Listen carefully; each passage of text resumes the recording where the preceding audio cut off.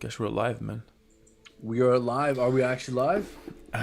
Sounds like it, and Guess we're live, man. yeah, we are live, man. We Perfect, are live perfect. right now. Elevator music all the way, man, guys. Brendan, he's Unknown T. changing his ways. He's really changing a lot recently. And can you play the sound? Can you play the music a bit, just to show them Oh, what you've been listening to all morning? yeah.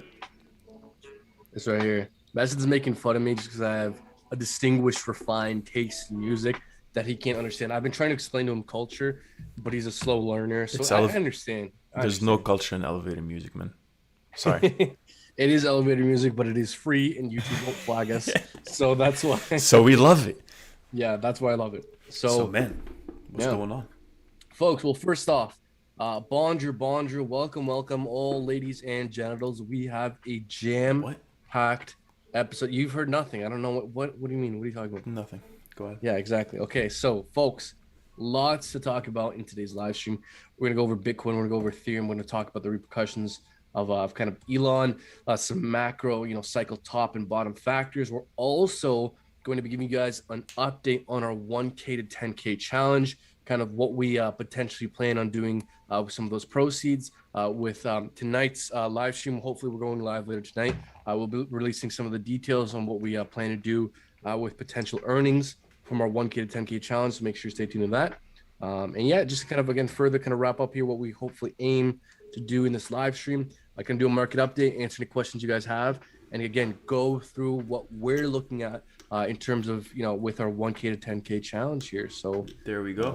yeah, man. So what are you saying here? What do you want to start off? Look, There's man. a lot of news stories to talk about. There's so much to talk about here. We can start off anyway. We can definitely start off anywhere, but I feel like the whole market's kind of looking at the same thing right now. I think the hottest thing at the moment is definitely Bitcoin, is definitely Cardano, and it's definitely Ethereum, and obviously our majority of our audience here loves Vechain. So we're gonna talk about those things at the moment, and man, overnight there's a bunch of developments that happen, especially with the Cardano team overall. So we'll definitely focus on that. But guys, if you can do us a favor, there's 48 people in here. There's 17 likes. It helps us out, and it helps this live stream get more and more audience as well. So if you think we actually provide you some sort of value, then definitely other people will think the same thing too. So do us and them a favor and like the video, and that way, yeah, we can all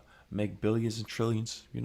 But what do you think, man? What do you want to start with? Maybe let's just take a quick look at the Bitcoin chart, and then Yeah. jump back to just talk about Ethereum and Cardano. We got a couple news articles here we want to go through for you guys. So Yeah, perfect. Yeah. So look, we have a few kind of major news stories here, but I think you're right here. I think we should probably go over Bitcoin and Ethereum just because they move the market, and we need to understand what's going on with Bitcoin and Ethereum because they will lead and affect the rest of the market. So before we delve into VeChain and all those other coins, let's talk about Bitcoin here. So what do you want to start off? go ahead. So the floor is all yours, man.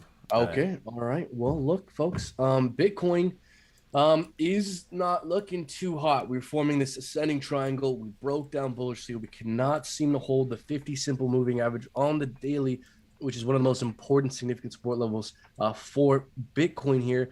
We are below one of our fib levels here. Now, if I change our VPVR, I want to see if we can identify support level based off volume a bit more clearly here. So we do have a large spike in volume below us acting as support here. So from about 49,000 to about 47,000, there's going to be a lot of support there for Bitcoin. But if that doesn't hold, I think our next leg down is 43 to 41K. Let's say that does happen. I'm not the least bit worried. And we can delve into some of those reasons why I'm not the least bit worried. Talk about some kind of macro top and bottom cycle factors that we're looking at to try and gauge the state of the bull run. But before we delve into that, what do you think, man? How does Bitcoin look like to you? It looks, let's see here. I'll just switch quickly to my screen, and you guys let us know what you think. Are you guys more bullish or bearish in the market? Is this scaring you? What do you think about the state of the market at the moment? Share your thoughts. Let us know what your thoughts are. But overall, look, man, Obviously, we've been waiting for some sort of major retracements for Bitcoin. This is the first time I would say that Bitcoin definitely clearly formed a lower low. I would say, right? So if we're looking Yeah. here at the screen, we had the top over here. Ever since we started uptrending, since the end of 2020, we never really formed that lower low yet, right? This one looks similar, but this right here, we went all the way to the 64,000 and, somewhere close to 64,700. And yeah, this next one we tried to really go up, but we definitely got rejected. So looks pretty, I guess that's what no one wants to see. But I think so far, man, it's still good for the altcoin market. There's so many things that are blowing up at the moment at the slightest movement with Bitcoin's price action. Overall, you can see here. I wanted to, whatever we discussed in the morning here, maybe we'll take a look at that as well. But if we're looking back in 2019 here, guys, Bitcoin almost did the same thing before.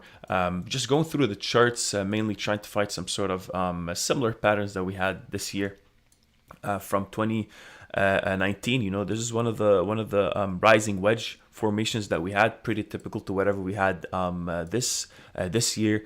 We're going up, you can see it. And as soon as we broke below it, we actually went all the way down, and then there was a massive pump right after. So am I saying it's the same thing? No, that's not what I'm saying. But I'm saying it's a possibility that this could happen. Overall, if we're looking at this as well, you'll see that Bitcoin liked to find this very macro support from 2017 or 2019. Sorry. So you'll see here, we know exactly where the bottom is. We'll have, this very, very, very macro support line that Bitcoin will always tend to come back to. And then at the end of the day, try to find that support at it. So what we're saying right now, this could be a similar situation. And look, guys, we can always try to predict, or forecast what's going to happen, but you will never predict exactly what's going. You'll never know if Elon tomorrow is going to say something or whatever. The market is extremely dynamic, so don't take anything for granted. Try to just prepare yourself for major drops, and just have some sort of a plan. So right now, looks like we're trying to find that support. If you connect this line to this line over here, you'll see on February 28th, found the support exactly at it. Again here, found support exactly at it last time. The only thing I would say, man, is the fact that we had a slightly higher closing price yesterday than this previous dip we had. Is that a good thing or a bad thing? We'll see how that plays out. We're still a bit early to take a look at the recovery fully and analyze it, but yeah, man, I think we're just trying to hang on at the moment. I think that's what it is. Yeah, so the technicals for Bitcoin do look weak and concerning, but the fundamentals for Bitcoin have never been stronger, even regardless of kind of the FUD that's going on in the media. But let's really hover on. Actually, if we can go back to your chart, if you don't mind here, really Sure. hover on kind of this 2019 price structure, because I do think this is very, very important to take in. If we compare that 2019 price structure where Bitcoin was having kind of this mini parabolic impulse, all right, and we had this rising wedge formation, but we broke down from our rising wedge, fell back down to around the base, and then went increased parabolically in price. That could be. This looks extremely similar to what's happening right now. Look at this price structure. Rising wedge broke down, fell down around to where the base of the wedge was, and then increased parabolically. Because look, the fundamentals for Bitcoin was very strong. And if we look kind of here in the near term, the price structure does look very interesting. In the near term, again, we're forming that rising wedge. We broke down bearishly. We're breaking down from the 50 SMA. We broke down from our mini ascending triangle here in the short term. So could we retest the base of our rising wedge around 43, 41K? I think something like that is definitely possible. And again, because the fundamentals for Bitcoin are so bullish long term, regardless of short term FUD and short term corrections, I do think a 2019 scenario is definitely probable, definitely in the playbook where we correct a little bit more. Bitcoin does look weak, but eventually the long-term bullish fundamentals for Bitcoin will catch up to the price action. And I don't think Bitcoin's gonna be suppressed forever. No, definitely. We've been seeing for a while on this channel, Bitcoin dominance has been falling. Bitcoin has been nothing but falling, consolidating for like about a month now. It's not going to do this forever. eventually it's going to start making moves to the upside. So just be ready for that. I think eventually Bitcoin's going to rip up 5, 10K very, very quickly. And once that happens, that will affect the Bitcoin pairings. It will affect liquidity in the market and will temporarily place the dampers on the altcoins. There we go. And if you're even for maybe taking a quick look at Bitcoin dominance, I haven't really taken that much of a look, but we're at 42%, man. 42%, which is something that's, like if maybe we zoom out a bit and we'll see, just to compare it to before, these massive drops we have to the bottom somewhere here since 2017 as well, before it started to pick up again. So we're going places where we know exactly, in terms of dominance specifically, we've been going up here since 2018, all the way up. And now we're reaching areas from way back that we had Bitcoin dominance continue to rise back again. So we are really on the low side. And we're seeing a lot of the altcoins actually continuously blow up. Cardano today, for example. Ethereum still holding, but Cardano yesterday did a great job in terms of holding this previous support we had.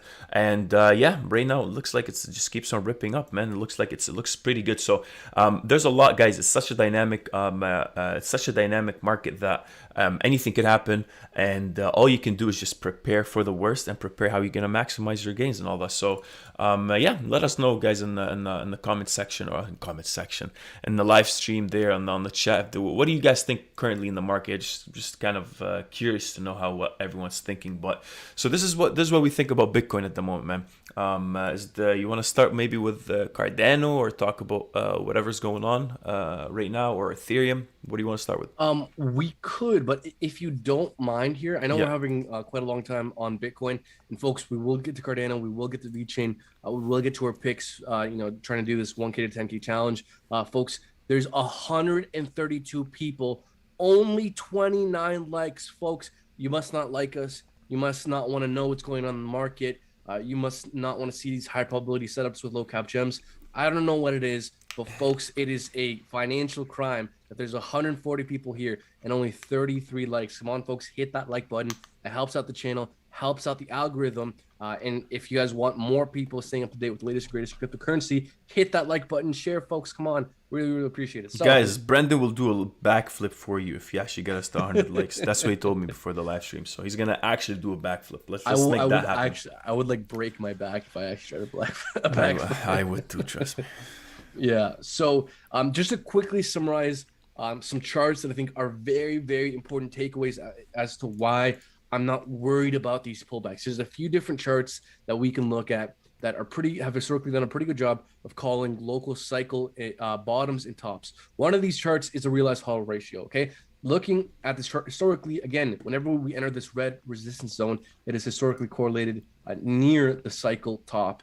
So we have still not entered that red resistance zone. Again, at the point where Bitcoin's had the least supply, the most demand, and greatest use case as a hedge against global inflation, it does not make sense that Bitcoin would reach a top here. Taking a look at another chart here, the net unrealized profit and loss chart, the Nupal chart. Again, whenever we've entered these blue euphoria zones, it is historically correlated with cycle tops. These blue euphoria zones tell us too many people are making too much money too fast, and that growth is unsustainable. Again, we still have not entered that blue euphoria zone. And in fact, we've been correcting in some of our macro cycle bottom and top indicators. Macro RSI, weekly MACD, RSI have been resetting, which is good. It makes the impulse on the other end more sustainable. We want periods of correction. We want periods of consolidation. We cannot go up in a straight line forever. That is very unsustainable. The further we correct and the further we consolidate, the stronger the next impulse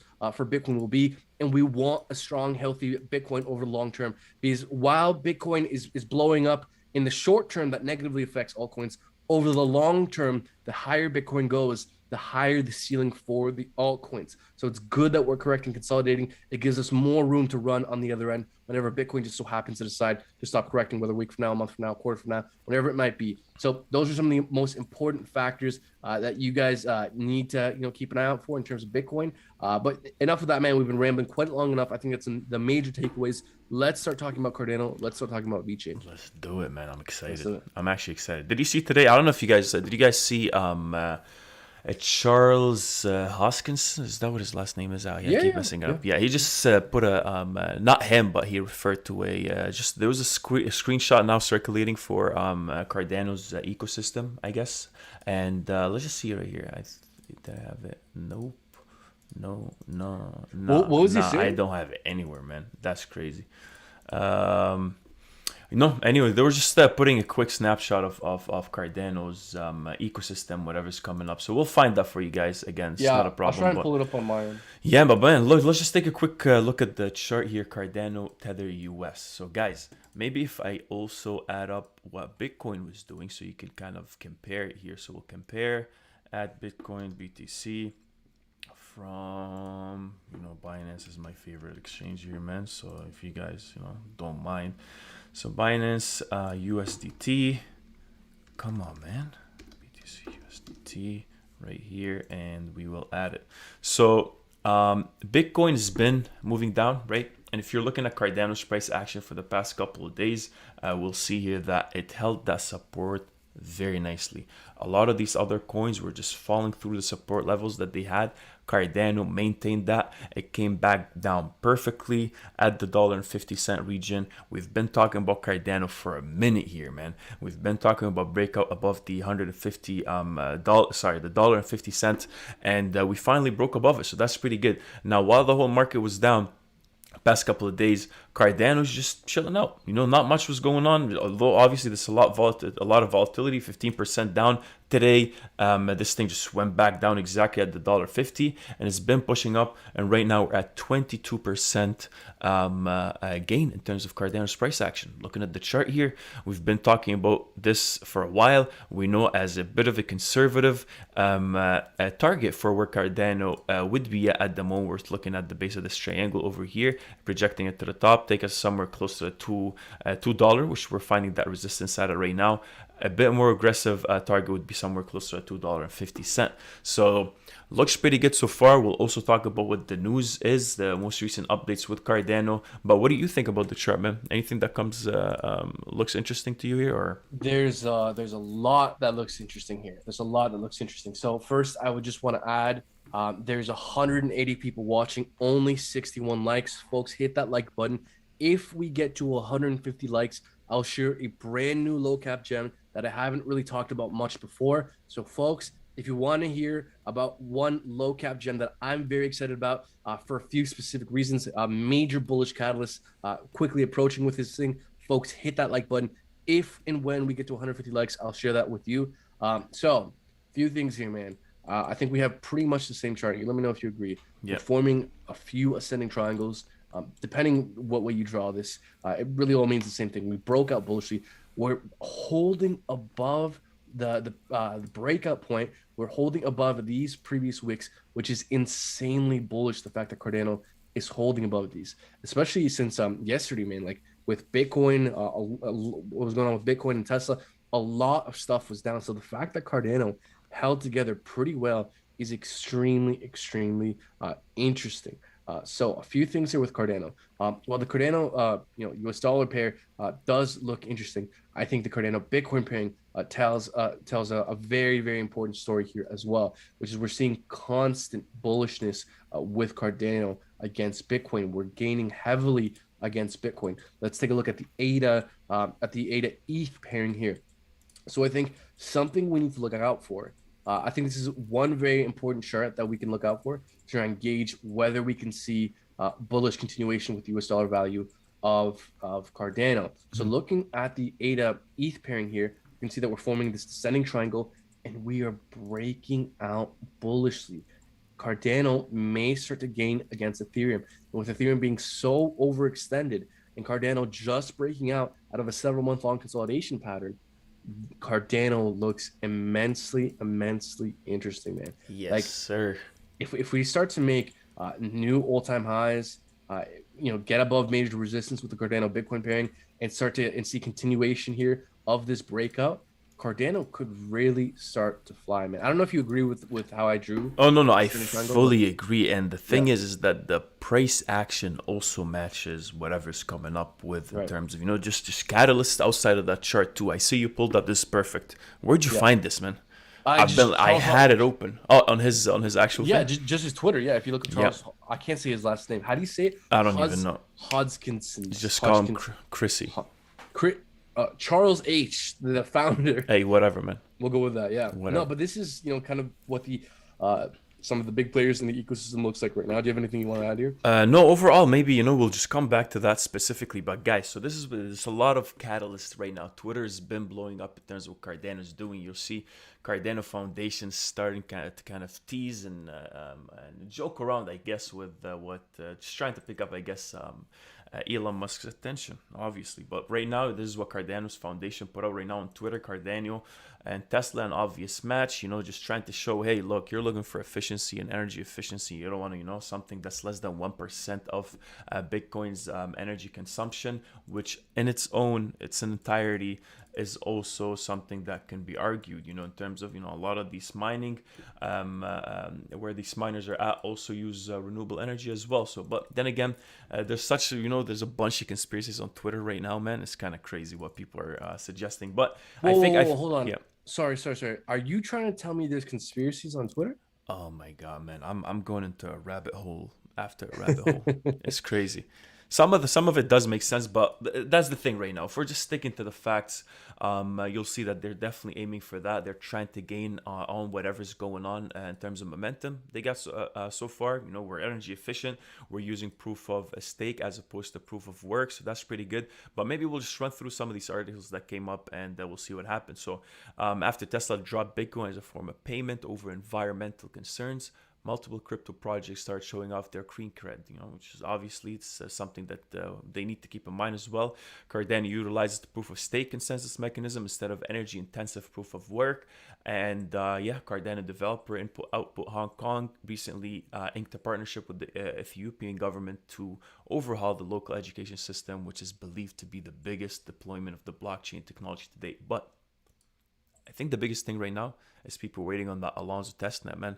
I think right now they're sharing the ecosystem of what Cardano is going to start looking like as an ecosystem.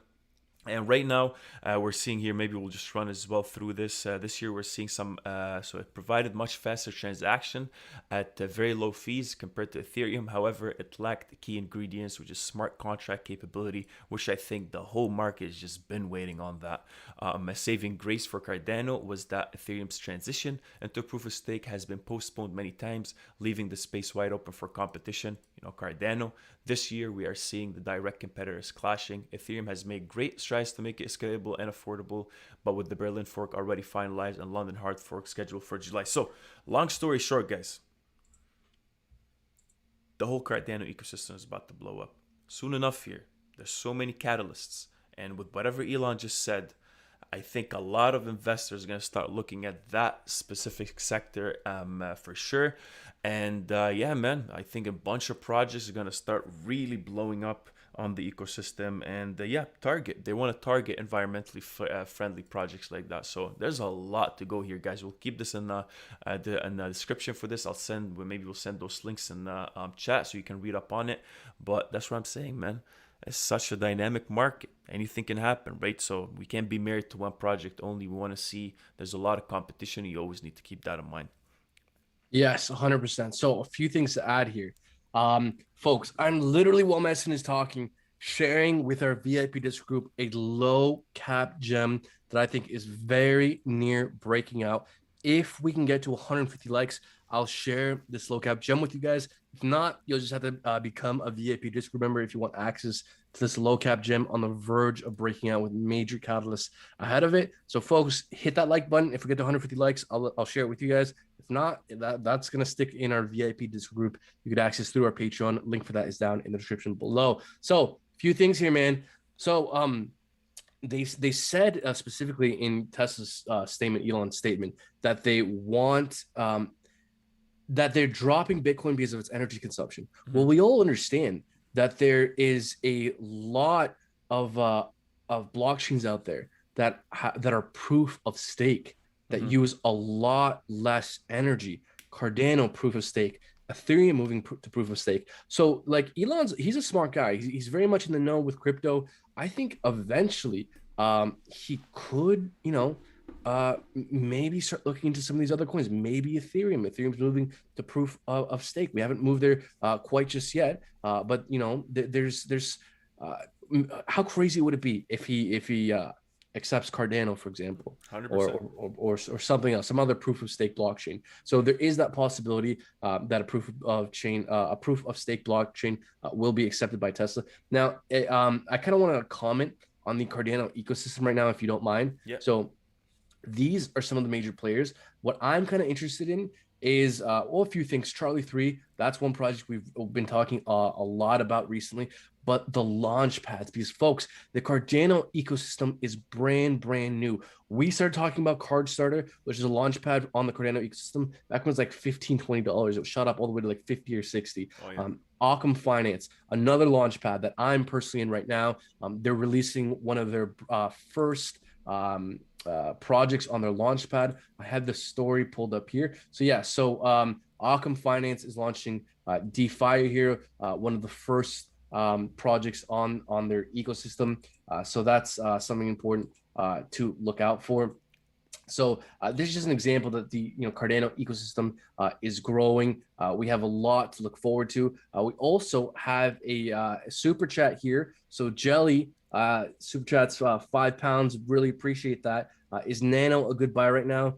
Thank you for the content. Thank you for the super chat. Really appreciate that. So do you want to take a look maybe here at Nano? So let's just Or maybe finish with Cardano, and for all the okay, people that are here, Jelly, thank you for the donation, 100%. If you can, yeah. So at the end of the live stream, guys, that's what we usually go through. We'll go through all your requests and all your chats, basically, and any questions you got. So maybe we'll finish with Vechain, Cardano, Ethereum, all of our thoughts, and just start, yeah, just talking to the chat and see whatever they want. perfect.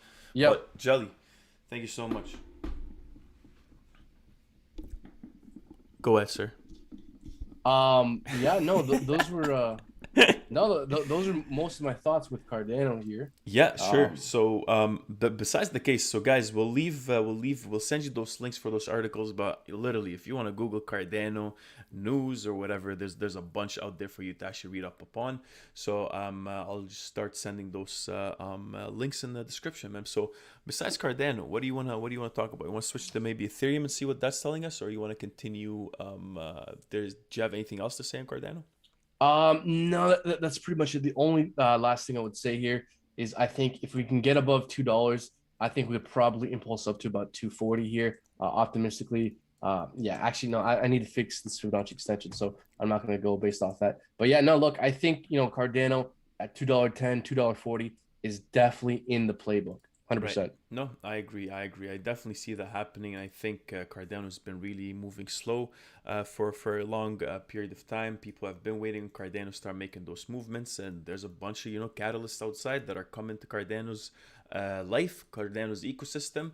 And I think the fact that Ethereum right now is in the transitioning period into what Cardano right now already has in terms of just the proof of stake ecosystem in general, is just consensus. So look, man, so much competition. It's pretty crazy. We love it. It's very interesting the way this is playing out. And yeah, I think Cardano can easily get to the $2.50 pretty soon here if this continues to go. So depending how whatever develops. Right now, we're seeing some sort of retracement. I see a bunch of chats asking if should we wait on a dip. Last week we had some sort of they made some profits you want to see for a dip. Look, it depends whatever you want. Whenever you want to take money like that and try to put it in or time the market, sometimes you got to understand the risk behind it, which is you will it's very hard to time the market. You can just kind of gauge, hey, the next couple of days something might happen, but if some news comes out overnight, then you're probably already in the negative, or you already missed the train. So usually if you're looking for a bit of a long term here, the way I would go about this is definitely don't take your money and put it in just out of nowhere like that, even if it's like a 1K kind of profit. But that's not financial advice. Um, So can I? I'm sorry. I know we're trying to move on go here, ahead. but Yeah. I have some just to add with Cardano.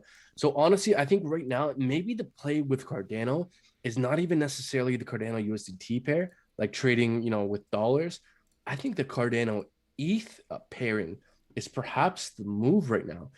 Because look, I think the Cardano ETH pairing is the most undervalued, and I think currently has the most obvious upside. And again, with Ethereum being so overextended, um, I think a cool off period is kind of overdue. And again, the way the market moves is that Bitcoin moves first, then Ethereum, and then the other high caps, then the mid caps, and then the low caps. So Bitcoin's moved and it's cooling off. Ethereum's moved a lot and it's kind of a bit overextended. So what's next? The higher caps, the mid caps, and the low caps. So I think Cardano looks very, very interesting, but specifically the Cardano Ethereum pair. I might even hop on this thing as a swing trade if we can see a bit more continuation. There you go. That's perfect. Yes, let's take a. I think now is actually the perfect time to buy a couple of things that you've been interested in. If you don't want to buy that top, some of these coins are already actually blowing up. We're seeing that right now here. We're seeing a bunch of things that are actually going up. I think Bitcoin actually just made a move to the bottom as well. Yeah, see, there's also that happening also, guys. So you gotta keep that in mind, man. Things continue to move in a very dynamic way and quickly. So you just need to be careful here. So if we're looking at Bitcoin at the moment as well, man, it is making that move to the bottom. We want to see if it's trying to hold that support or no. 48,716. So we did pierce through the 50K again right now. If maybe we'll take a quick look at the VPVR and see what that's telling us. We know there's a lot of support below us. That's for sure. But I think if this continues to break and it doesn't really go as bullish, or it doesn't find that support, then I really think if it's first stop, 43,000 is definitely where we're gonna find that support, and I think a lot of buyers will jump in. So there's a lot of bullish catalysts in the market right now, guys. This is the zone. If this does not hold, this is a pretty strong support at the moment still, but if that doesn't hold, then we're looking at the 42K to 43K for that support. So we're seeing that retracement happen at the moment. Still, Polkadot is up, HNT is up, Chainlink is still hovering close, 2% movement.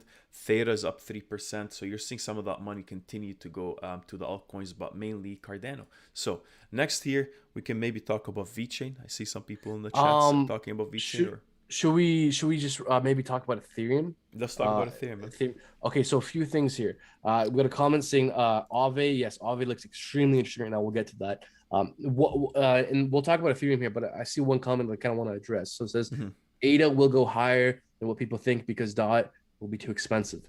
So look, I think because ADA has a visually lower price, a lot of newer people would think that they could maybe make more money with it and therefore choose Cardano over DOT.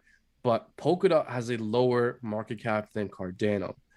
So thus it would take less money moving into Polkadot to raise it by a greater percentage than Cardano. So for example, if $1 billion went into Cardano and $1 billion went into Polkadot, Polkadot would move by a greater percentage than Cardano. So look, I do think the noobs are likely to choose Cardano over Polkadot because it's just visually cheaper. But I think Polkadot is extremely undervalued.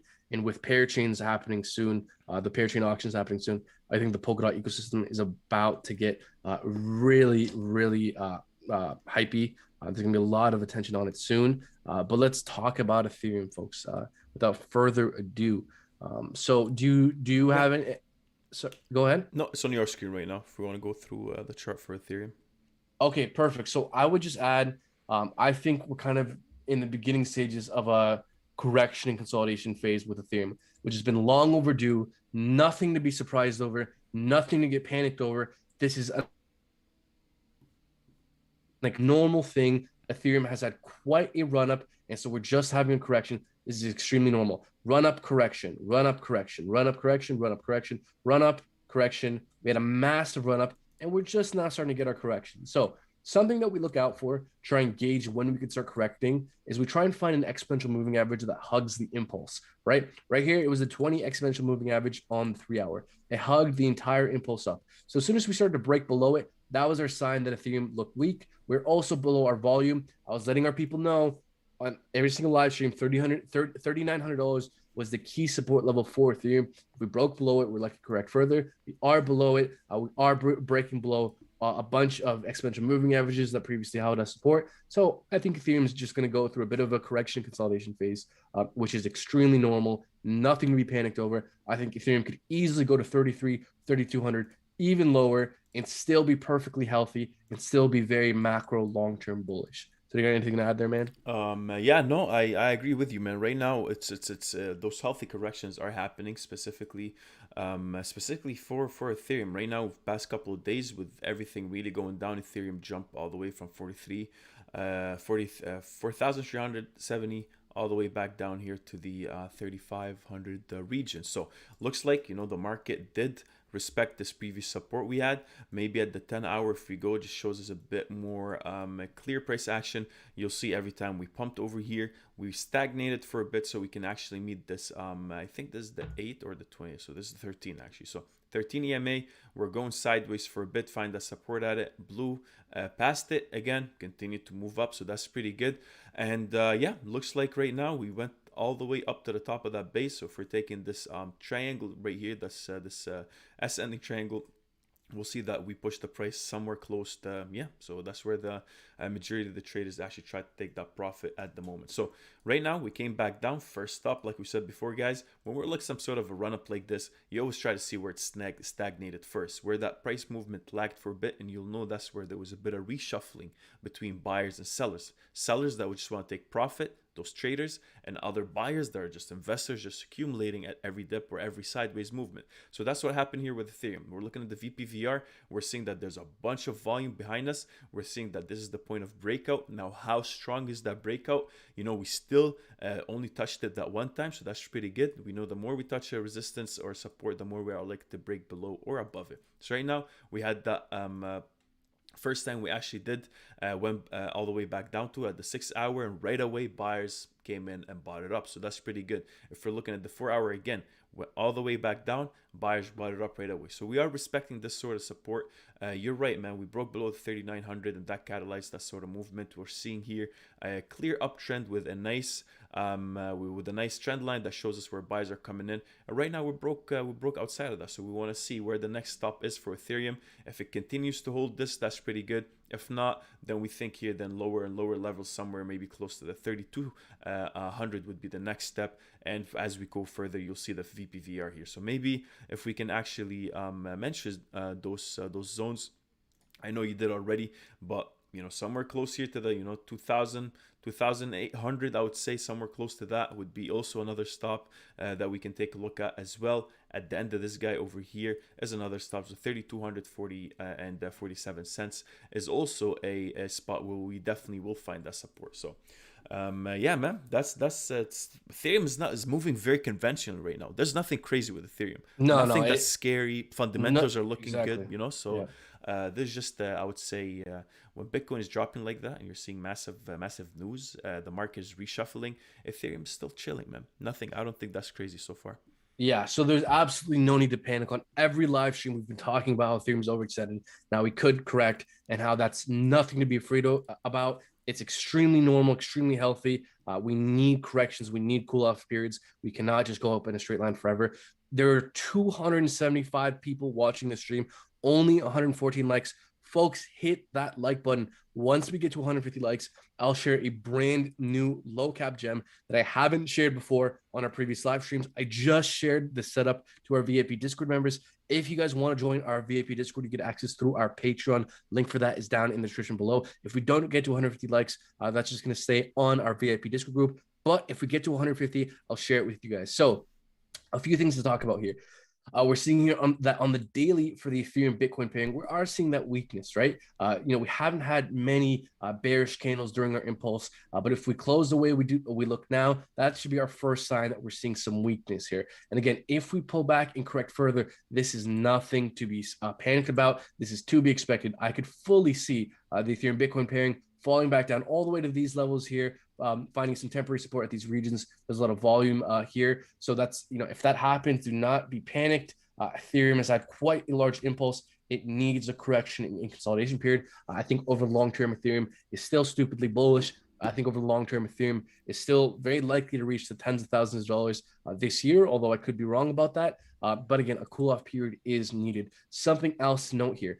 Ethereum has been steadily gaining dominance in the market. Right now, we're looking at the Ethereum dominance chart. We can see that we're steadily seeing higher highs and higher lows. Currently, Ethereum makes up roughly 20%, just under 20% of the entire cryptocurrency market. All right, folks, what do we see whenever we have an impulse here? Impulse correction, impulse correction, impulse correction, impulse. What have we not had yet? A correction. So I could see something like this happening 100%. We fall back down, maybe somewhere around these regions, and then later on go on to make a higher high. So again, if Ethereum goes on to correct further, it's nothing to be panicked about. It's something that you should expect to happen. It's perfectly healthy, and it's nothing to be worried about. Again, I could fully see Ethereum going down to the $3,200, $3,300 region. And if that doesn't hold, $2,800, I can totally see as well. A bunch of volume starts to build up in those regions. So if that happens, nothing to be worried about. Over the long term, Ethereum's going to do this and make new all-time highs. Now, I don't know about the timing, but a correction is pretty pretty likely at this point. Further correcting consolidation is pretty likely, just because we've impulsed so much. And again, something to understand about the state of crypto in the market. Bitcoin moves first, then Ethereum, and then the high caps, then the mid caps, and then the low caps. This is to be expected. Crypto moves in cycles, in microcycles, macro cycles, and microcycles. And, this is just, to be expected stuff. So do you have anything to add here, man? No, man, I think you pretty summarized it well. This is what we should be looking at so far. Typical this is, look, man, this I don't want to keep, we don't want to keep saying it, but this is the time that usually, if we're looking at, so many times people are either texting us or asking in the chats, when should I buy? Is this a good buy? And then when the time comes for when everything is on sale, everybody's basically scared, man. So that's what I'm saying. There is look, you can go and put your money in all these random different coins that are extremely low cap, let's say, but don't make any sense, right? It's a meme coin or whatever the case might be. And you can make a lot of money in it, but there's actually a lot of risk too. If you want to hold Shiba, for example, you got to understand, you can actually probably make money, but you don't even know that, Vitalik tomorrow is going to send something, and then everybody's going to market sell, and then you're going to lose the majority of your portfolio. So that's what we're saying. These coins, guys, not these coins, these cryptocurrency projects that are essential for the blockchain, they're essential for the cryptocurrency movement, and they're pushing the movement towards institutional adoption, and they're actually changing the world. Ethereum, I think, tops that at the moment, and it is doing so with a great team of developers that care for security, care for the actual for the actual ecosystem. So that's what we're seeing here, guys. This is look, man. I don't know, man. It's so undervalued. This is actually crazy.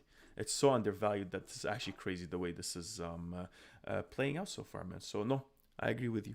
Yeah. So, folks, look. Here's the thing. We got 250 likes. Thank you for hitting that like button. We appreciate it. Helps out with the algorithm. So I will share with you guys a low cap gem.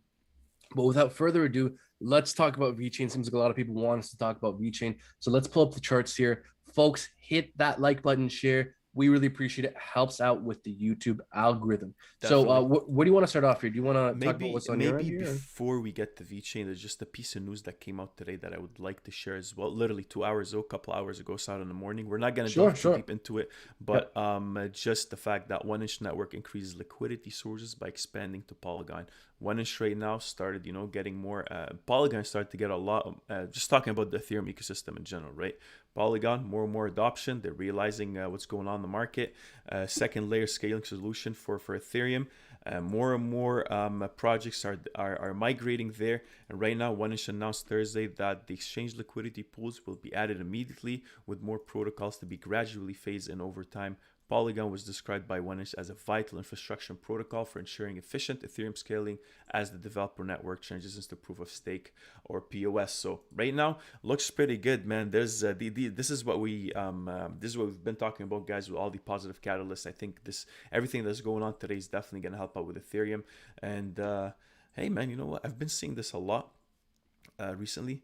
Do you think Ethereum's going to flip Bitcoin in terms of market cap here? Look, man, I wasn't sure about this cycle, but if this media frenzy about Bitcoin, being, kind of dirty in terms of energy continues, look, we have EIP 1559 coming in the summer in July that will make Ethereum deflationary and therefore harder money than Bitcoin.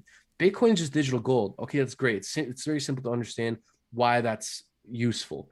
But Ethereum is what the next decentralized Facebook, the next global decentralized financial system will be built on. that's worth a heck of a lot more than just digital gold. So Ethereum actually does stuff. It's moving from proof of work to proof of stake. It will soon become deflationary.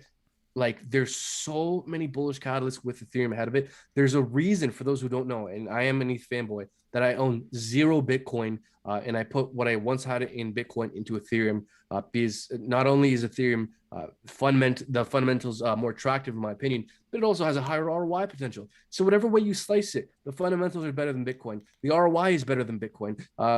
Like we're moving from proof of work to proof of stake. I mean, why would anyone choose Bitcoin over Ethereum? I get for diversification, and I think diversification is the strongest argument for Bitcoin. But in terms of, for me, it's a very easy choice. Ethereum over Bitcoin all the way. So I see here a couple. Finally, then you cut us off. Vechain. Sorry, I didn't really. I think we maybe cut off for a bit there. Can you guys hear us right now? We're gonna go to Vechain. No, he meant because a lot of people are waiting for Vici, and we finally got to it, and then you moved to another story, Oh, but that's okay. guys. Okay, Vechain, man. Let's go to Vechain, man. We have Let's talk about 300 Vici. people watching. I don't want to cut this off again, but we only have 160 likes. Guys, help us out, man. Let's just, within the next couple of seconds here, let's just switch to Vechain in a second, but it's 160. Maybe we can get to, I don't know, maybe 180 within a Let's couple say of 200, man. Because here's the thing: this basically means that half of you guys watching don't want us to talk about VeChain, don't want us to mention low cap gems, don't want us, to mention what we're buying on this dip right now. So, I mean, if that's, They're saying, yo, just stop talking. They're like, just switch to, let's just go to Vechain, man. Oh Sorry. yeah. All right, let's talk about VeChain. So All right. I have VeChain pulled up here. We're Yeah. currently hovering on the 200 EMA on the 6 hour. Folks, for anyone who watches the channel, for anyone who watches the live streams, I keep mentioning the 200 EMA on the 6 hour has historically been the most important support level for VeChain. Let's take a look at the price action Guys, to I can actually understand vouch why. for that because this guy, for the past literally like 3 months, Oh, I every keep single mentioning. day, yo, this Yeah. is where we're going. This is where we're going. What was it? 6 hour, 200 EMA? Is that what we're looking at? 200 EMA on the 6 hour. Yeah. There So you go, historically, man. we can see how every time VeChain's pumped and dumped, pumped and dumped, pumped and dumped. Where did we find our support on the dumps? Where did we find our support on the corrections? It was the 200 EMA on the 6 hour. In fact, I remember shilling.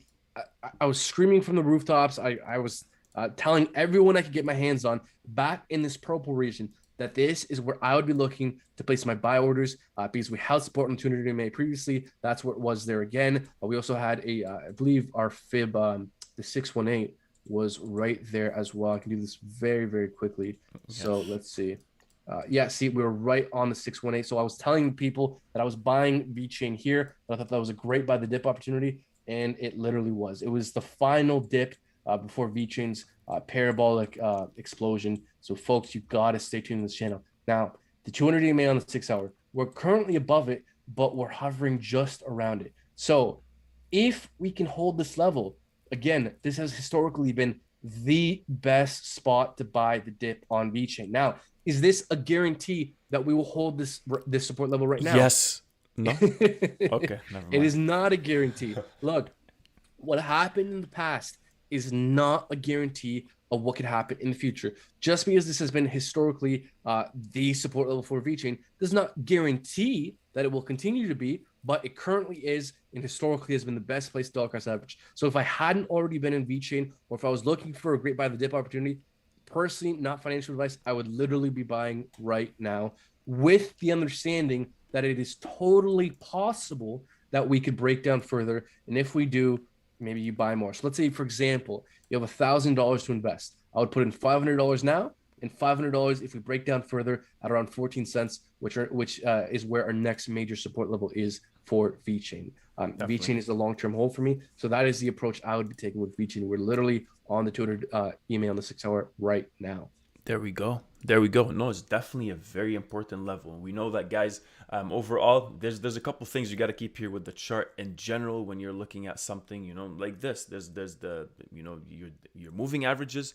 There's also your price levels, and there's also your volume areas with the indicators, right? At the beginning, we start off by just seeing where we can actually find that support. Whatever we have valleys here on the VPVR, anything above that, if we're above this, for example, right now, we're exactly here. We know for a fact there's a bit of a valley underneath us, and that's where we're gonna find that support first. So this is, I agree with you, man. Look, we don't buy, or at least, like that's for me and Brendan, I guess, just because we know we've been in this right now. We don't buy it when it's pumping. You always want to beat the market to it, right? And right now, everybody's scared.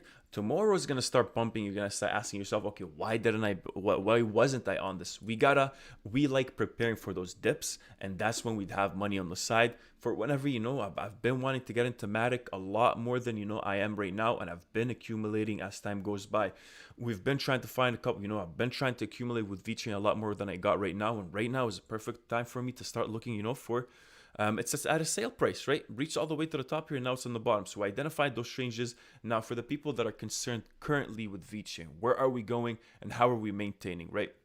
Looks like Vechain has been following Bitcoin's movement. So what's happening right now, guys, in the altcoin market, you got those coins that, there are the buyer's favorite. So you see something like Solana, you see something like 1inch, you see something like Polkadot, Theta. Overall, we'll have what else here? We're looking at yesterday Matic as well, B Pro. All of those are, you see, there's a lot of appetite going there. As soon as Bitcoin starts to go down, these some selected altcoins start to pump, because you can tell that's where the majority of the buyers, or the quote unquote whales, start to kind of put money there before they move it back to Bitcoin, if the case might be. Vechain is currently, I wouldn't say it's one of those. I think Vechain still has some sort of a niche audience at the moment. And sorry, guys. As soon as Bitcoin starts to go down, Vechain also goes down. So right now, we know that Bitcoin has been moving down. Bitcoin's trying to find that support, and if Vechain has been following it as well. Right now, we need to make sure Vechain continues to stay above the 16-cent region, all the way down to the 15-cent region. And if Bitcoin continues to move down as well, I can see Vechain going all the way down to the 13%, to the 13 cent. I don't want to scare anybody, but just preparing you. If you've been trying to get into Vechain, we know the whole market's trying to retrace a bit, and there's some sort of recovery that will come up soon. Vechain's been gaining that attention. It's been gaining the appetite from buyers. Buyers' interest is increasing.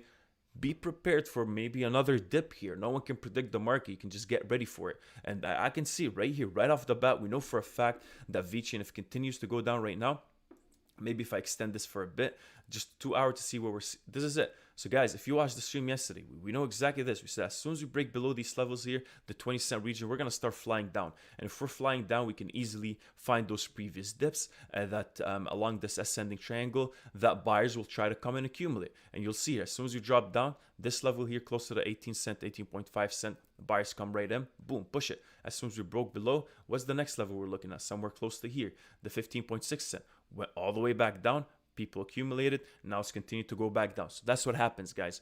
Don't put all your portfolio all at once. Don't buy it whilst pumping. Wait for those retracements. And I think right now, within the next couple of weeks or so, Vechain is a good buy. So it's not financial advice. Do your own research, but don't ever put your money mainly all at one place right off the bat. Always have some sort of money power. Don't spend all your money power within no time. Wait for those dips to accumulate more and actually come in at a better entry. Yeah, no, I agree. So a few things, just to piggyback on a few points.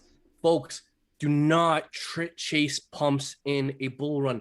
We always have pumps, and we always have corrections and retracements, even in a bull run, even when coins are experiencing parabolic growth. We never just going up in a straight line forever. Even a bull run, we have substantial pullbacks all the time. They're to be expected. So I love chasing dumps. I love chasing red candles. I love chasing fear. I hate chasing pumps. I hate chasing crap meme coins with no fundamentals after hundreds of X's. That's stupid. Why would you chase a 100x pump on a meme coin with no fundamentals when there's solid projects that we'll go on to mention that I've been correcting? So again, we're going to share with you guys a low cap gem on our radar, what we're looking at to flip 1K into 10K here, but just kind of maybe begin wrapping up on Vechain here. We have had a bit of 38% correction from multi highs with Vechain. So this is potentially a substantial correction, a great potential buy the dip opportunity. And again, look, I said the 200 EMA on 6 hour has historically been the most important support level for Vechain. If I hadn't already been in Vechain, or if I was looking at dollar cost average into Vechain,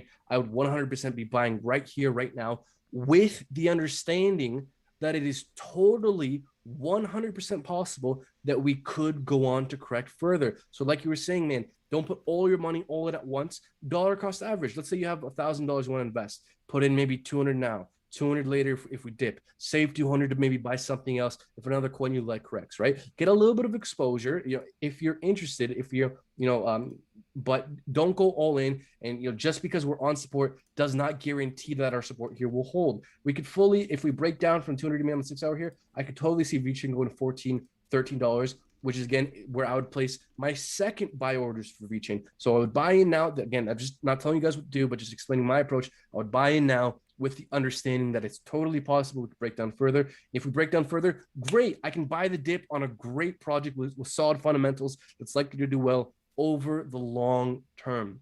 So Definitely. That's my approach here.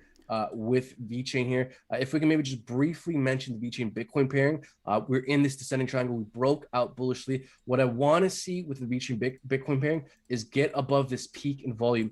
If we can get above this peak in volume, flip that from resistance to support and hold that, then I think we could start to see moves to the upside. And that's going to be one factor. If the Vechain Bitcoin pairing starts to look bullish, that's going to be our cue that the US dollar value of Vechain is perhaps ready to start making moves to the upside. So given that we're right up against resistance, we're going to see, we're going to know very soon what the next short-term direction is for Vechain on the Vechain Bitcoin pairing here. So stay tuned in this live stream. Stay 100%. tuned for the Vechain Bitcoin pairing.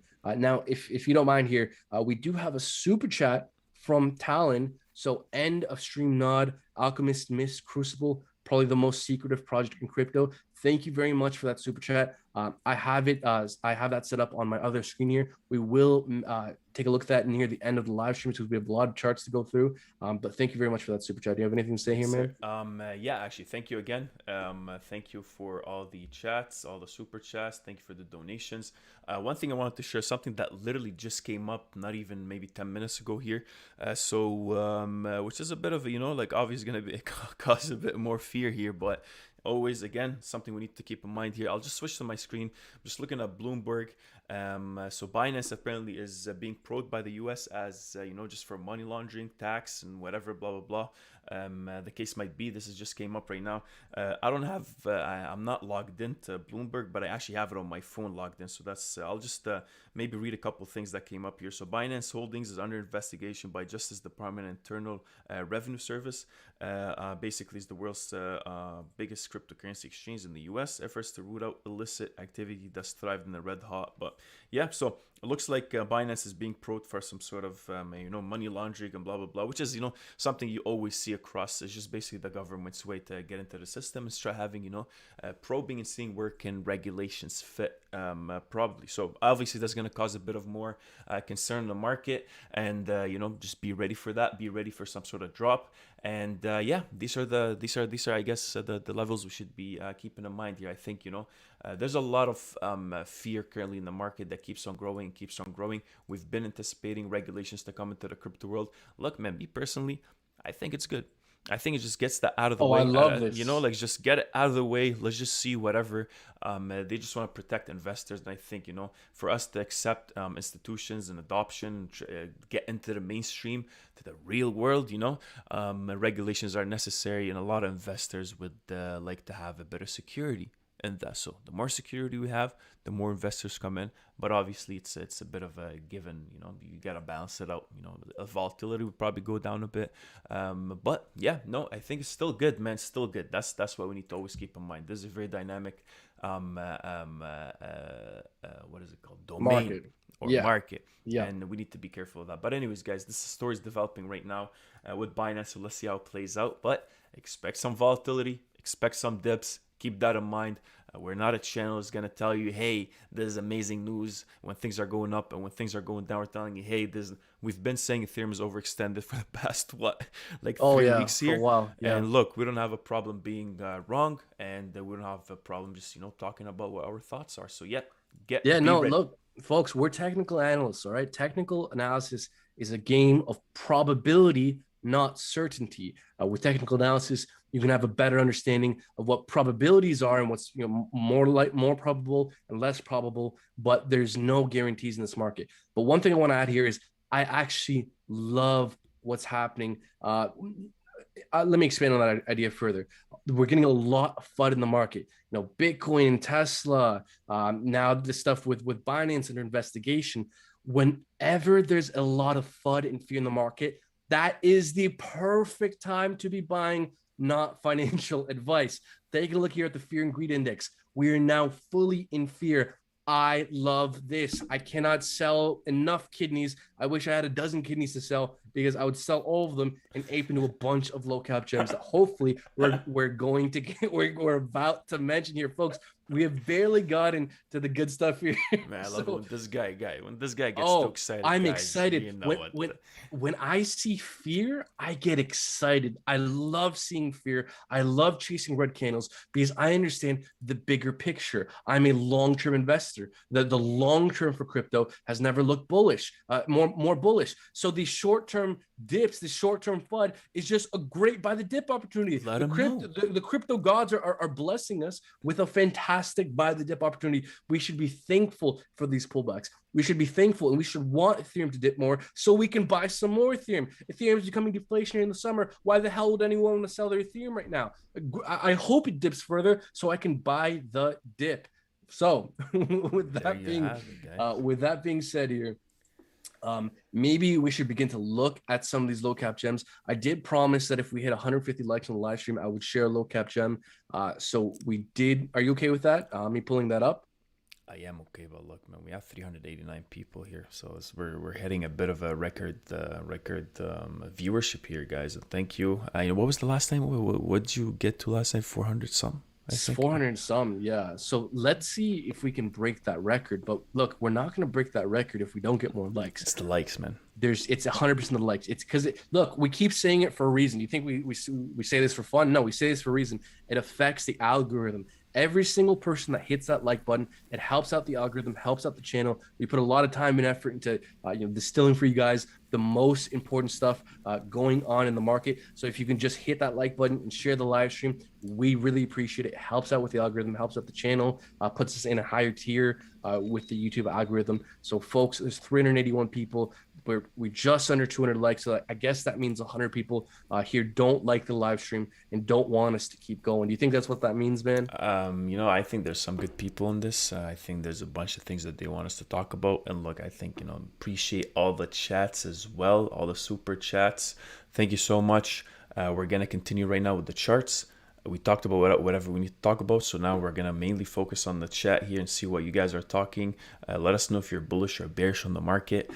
Please like the video. It would help us out a lot. Thank you so much. There's a lot more people right now, man. There's a lot more people in the chats, and this is blowing up. So Vechain, we talked about Vechain for whoever just came in. I see a bunch of, an influx of people coming in. Maybe if you go back a bit here, what's it called?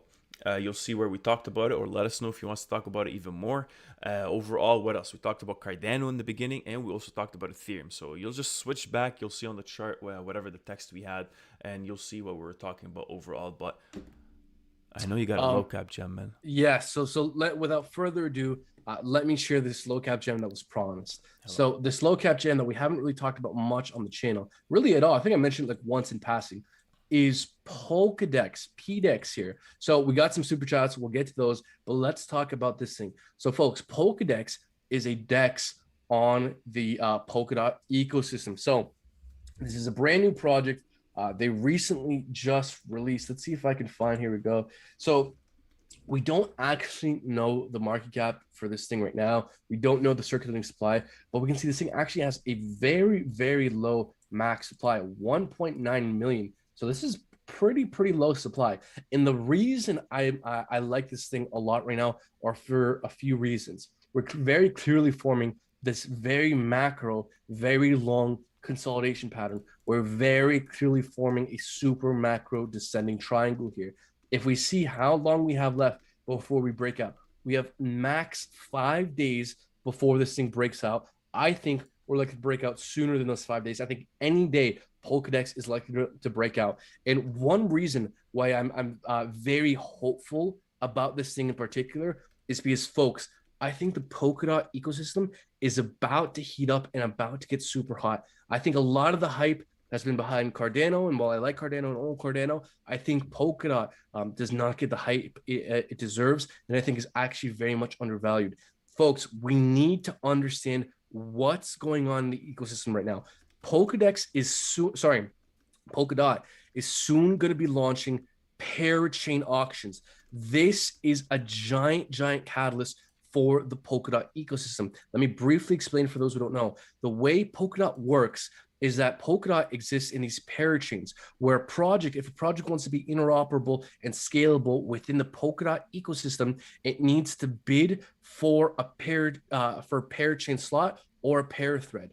The way you do that is a project needs to raise a bunch of Polkadot and then lock it up for extended periods of time. The parachain auctions go in 6-month increments up to 2 years. So what a project has to do if they want to be interoperable and scalable within Polkadot, you need to buy a shit ton of Polkadot and then lock it up for, again, 6 months to 2 years. So Polkadot has this inbuilt mechanism, this inbuilt demand that Cardano and Ethereum and a lot of other layer one blockchain solutions don't have. It's extremely interesting. And these parachain auctions are likely to start within the next month or two. So coming in the next month or two, the Polkadot ecosystem is about to get super heated up. I think there's going to be a lot of hype behind it. I think a lot of the Polkadot projects are going to start to get a lot more attention. And again, very soon, Polkadot and Kusama, large quantities are going to start getting bought up and then locked up for up to several years. I am insanely bullish on Polkadot and specifically Kusama. Because again, if you like Polkadot, you should love Kusama. Kusama is a lower cap, lower supply version of Polkadot. So again, these projects, they're going to start buying up a bunch of Kusama and Polkadot and locking up for long periods of time. So now that I've hopefully explained it as best and concisely as I can what Polkadot is and why there's bullish catalysts coming up ahead soon. Again, I think a lot of the Polkadot projects are going to start to get a lot more attention. And so some of the biggest projects on Polkadot when it comes to swaps are Polka Swap and Polka Dex. Those are currently the largest DEXs, exchanges on the Polkadot ecosystem. So I don't own any Polka Swap because I believe it's kind of hard to get your hands on, but I do own some Polka Dex. I like this thing a lot. So with parachain auctions, a month or two away, very soon, I think something like this that's been consolidating for a very long time has a good chance of breaking up bullishly and maybe start making moves to the upside, especially the closer we get to these parachain auctions. Right. So yeah, no, I agree, man. Yep. One thing besides that as well, I guess if we besides Polkadot, if you don't mind, we have a Bitcoin right now is currently falling. Bitcoin's currently falling. Let's take a look. There's a bit of a dip happening right now. Not to scare everybody. It's something we've been anticipating. We identified the levels we're looking at right now. Bitcoin definitely just broke below the 49,000. It's really pushing. You see a lot of selling happening literally at the moment. And then so something to keep in mind here, guys. We just broke the support at the 49,500.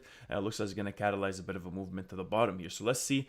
Usually, it drops heavy, goes up, then makes a bit of a higher low, and this at this moment I don't really think that that's maybe going to hold overall, even if we're looking at, because at this time, if you want to really time where it's going to be, you really got to go to lower and lower time frames. But I think the main support that we're looking at right now is the 48,659 specifically with this drop that we had, and right now we broke below it, came back to retest it, and now we're kind of struggling. So if this holds or no, I think the fact that Binance literally, this just came out, guys. It's being probed by the U.S. For money laundering.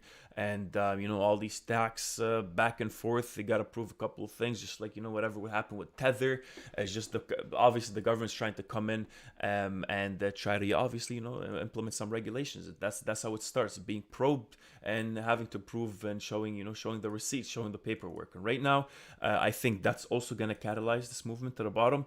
So in terms for you to know where the next, if you got some money on the side that you want to invest, sure, we know where the levels would be at, specifically also for Vechain as well. I think Vechain is about to continue to follow Bitcoin, depending on what Bitcoin does. But overall, right now, we know where the levels for Vechain would look like. For Bitcoin would look like. If we maybe zoom out a bit, we'll notice the level we're currently trying to find that support at. We just broke below it again. We have 27 minutes for the day, for the 4-hour candle to close, which kind of defies what this previous candle said. This is a very bullish candle usually, but the fact that we're seeing that sell-off tells you the market is overly fearful, and a lot of negative news on the outside are going to continue to move that price action down. So next level we could be looking at for Bitcoin is obviously somewhere close to the 45,900, and if that doesn't hold, which I think we would pierce through actually, is actually going all the way back down to the 42k. So that's something you want to keep in mind. Same thing, there's a lot of viewers that just came out of nowhere. Again, for Vechain, same thing. You probably read the title and came in for the Vechain news as well. You can see how, just like we said here before, guys, Vechain is following suit. It's following suit with what Bitcoin is doing at the moment. So keep that in mind. And I think it could be actually worthwhile if we're going to BTC USDT. And I actually saw a new pane below. Perfect. Just to show you how that's playing out with how Bitcoin is actually moving. So just give me a second. So let me interrupt here, because folks, we are on the verge of breaking our all-time viewership record for the live stream. Really? We have 428 people watching. Oh, wow. Our all-time record is, I think, 440, somewhere around there. If everyone here watching liked the live stream, I'm 100% sure YouTube would recommend this more, and we could break our live stream record. Folks, do us that favor. Hit that like button, smash the like button, share it. We are on the verge of breaking our record for this live stream. Folks, we have so many important things to bring you guys. Bitcoin, Ethereum, Vechain, Cardano. We still even have some more low cap gems to talk about, some more very interesting setups that we're looking at in our 1K to 10K challenge. So folks, do us that favor, hit that like button, share. We're on the verge of breaking our live stream record here. So yeah, man, without further ado, let's talk about Bitcoin here. So that's so that's what we're saying, guys. There's a bunch of negative news outside. Government's trying to come in. And sorry if we keep on repeating this, because there's a bunch of people coming in, so maybe it's good to kind of repeat the same thing. We know that we're talking mainly about Vechain, Cardano, and Ethereum, and in conjunction. What if?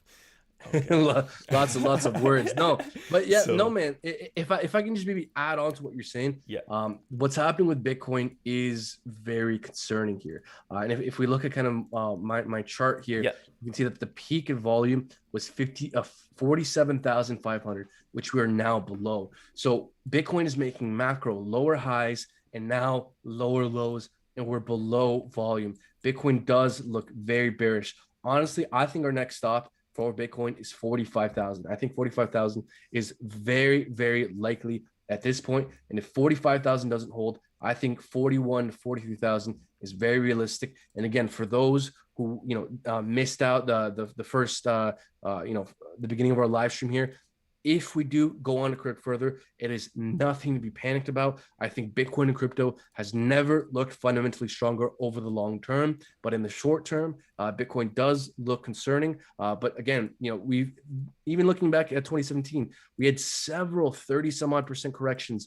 So I don't think it's anything to be thrown off by. It's something that we should all expect. So if Bitcoin does indeed correct all the way down to 43, 41K, that would be potentially a great buy the dip opportunity and nothing to be worried about. I think is 100% in the playbook. And again, looking at our macro cycle top and bottom indicators, none of them suggest that Bitcoin is likely to top off here. And so it wouldn't make any sense at the point of Bitcoin's greatest use case, with the US dollar being inflated, the world needing a hedge against inflation, the least supply and the greatest demand. It wouldn't make any sense for Bitcoin to prematurely reach a peak. So again, I'm not at all worried about the long-term future of Bitcoin, although in the short term, it does look very concerning. 100%. And look, man, if we're talking about this right now, maybe we'll go back again to Vechain. I'm fully with you. I think this has been expected, guys. Like, there's nothing that we always need to prepare for those dips, and we know that the crypto market has been very, it's the Wild West, and not a lot of regulations, not a lot of clarity in terms of that. And once we start seeing regulations come in, typically that's when the market starts to go down before it recovers back again, because smart money or big investors or institutions will not come in if there's not enough security, if there's not enough insurance. And that's definitely something you need to keep in mind. It's fun. The crypto market is fun, but also when we talk about, we're always talking about institutional adoption and all that. They won't just come in without any regulations in there. They want some sort of insurance. They don't want it being a ground for money laundering, tax evasion, whatever the case might be. So that's definitely something that we need to keep in mind, and I think it's good for the market so it can mature properly. But back to Vechain, I see a lot of people actually start coming in back again. You'll see here, we have Bitcoin's trust all the way in the bottom, and this is how we go about it, you guys. Usually if Bitcoin is trying to find that support, we can see how Ethereum as well is moving the same exact way Bitcoin is moving. So you can always try to see what's happening with Vechain based on Bitcoin's movement. And right now with Bitcoin, if we go back to the Bitcoin chart, you'll see that we are trying to find that support currently at the 49,000, at the 40, if we go back here. So we're probably going to go all the way down to the 45,900, so the 46,000. And if we get there and that doesn't hold, I think this was a pretty solid support that we just broke below again. And I think the next pause would be somewhere close to the 42,000. We've been talking about it for a while. I think if we go to the 42,000, that means the whole market kind of got shaken out, and there's a new reset that we could be looking at so far. So if this continues to go down, we're looking at, okay, so for Vechain, what does that mean for Vechain? We'll see here. We'll go back. We identified those levels again. We're looking at the same exact thing. We're identifying previous levels that buyers will typically come in for Vechain. And so far, we identified that another level that we could possibly go to is somewhere close to the 13-cent region before we see another pump back upwards. I think that's probably one of the lowest levels we can reach. We're hovering right now. I don't think the traders are looking at just the Vechain chart. They're looking at a whole market. You trade the whole market when you're looking at these altcoins, and Vechain is definitely one of those. So don't be naive. Overall, prepare for those drops. If you've been looking to get into Vechain, then there's a great opportunity for you. Don't, not financial advice, but don't put all your money all at one place. Again, diversify as much as you can and keep some of that buying power you got for those other dips that might come up. And that's what we are looking here for. Every time we go down, I've been wanting to add more to my Vechain holdings, and I anticipate. I think there's a lot of negativity in the market. There's a lot of fear. So if you got some whatever kind of money, I see that's because a lot of people are asking in the chats, what do we do? Is it a good time to buy or sell? Sure, it is a good time to buy, but be smart about it. Be smart about the fact that the market is dropping as we speak. And this news literally just came here past 20 minutes, 25 minutes, so will affect the market a lot more. And the way I would go about it is that the more dips we got, the better. And just section your buys or your entries into the market so you can have a good average price. Yeah, so folks, I would say I think we're on the verge of beating our all-time record for most viewers on the live stream. Folks, hit that like button. It helps us out a lot, helps out the channel, helps out the YouTube algorithm. So if you guys want us to keep going, we really appreciate it if you hit that like button, smash that like button. So let's talk about Vechain. Vechain does look a bit precarious, and we went over before, but we'll go over it again. The 200 EMA on the 6 hour, which we're currently flirting with right now, has historically been an incredibly significant support level for Vechain, and it's historically been a perfect place to buy the dip on. Vechain has historically constantly held the 200 EMA on the 6 hour as support. We are testing it right now. So again, it has historically been a great buy the dip opportunity every time we test it. Now, just because we're testing it right now does not mean it's a guarantee that it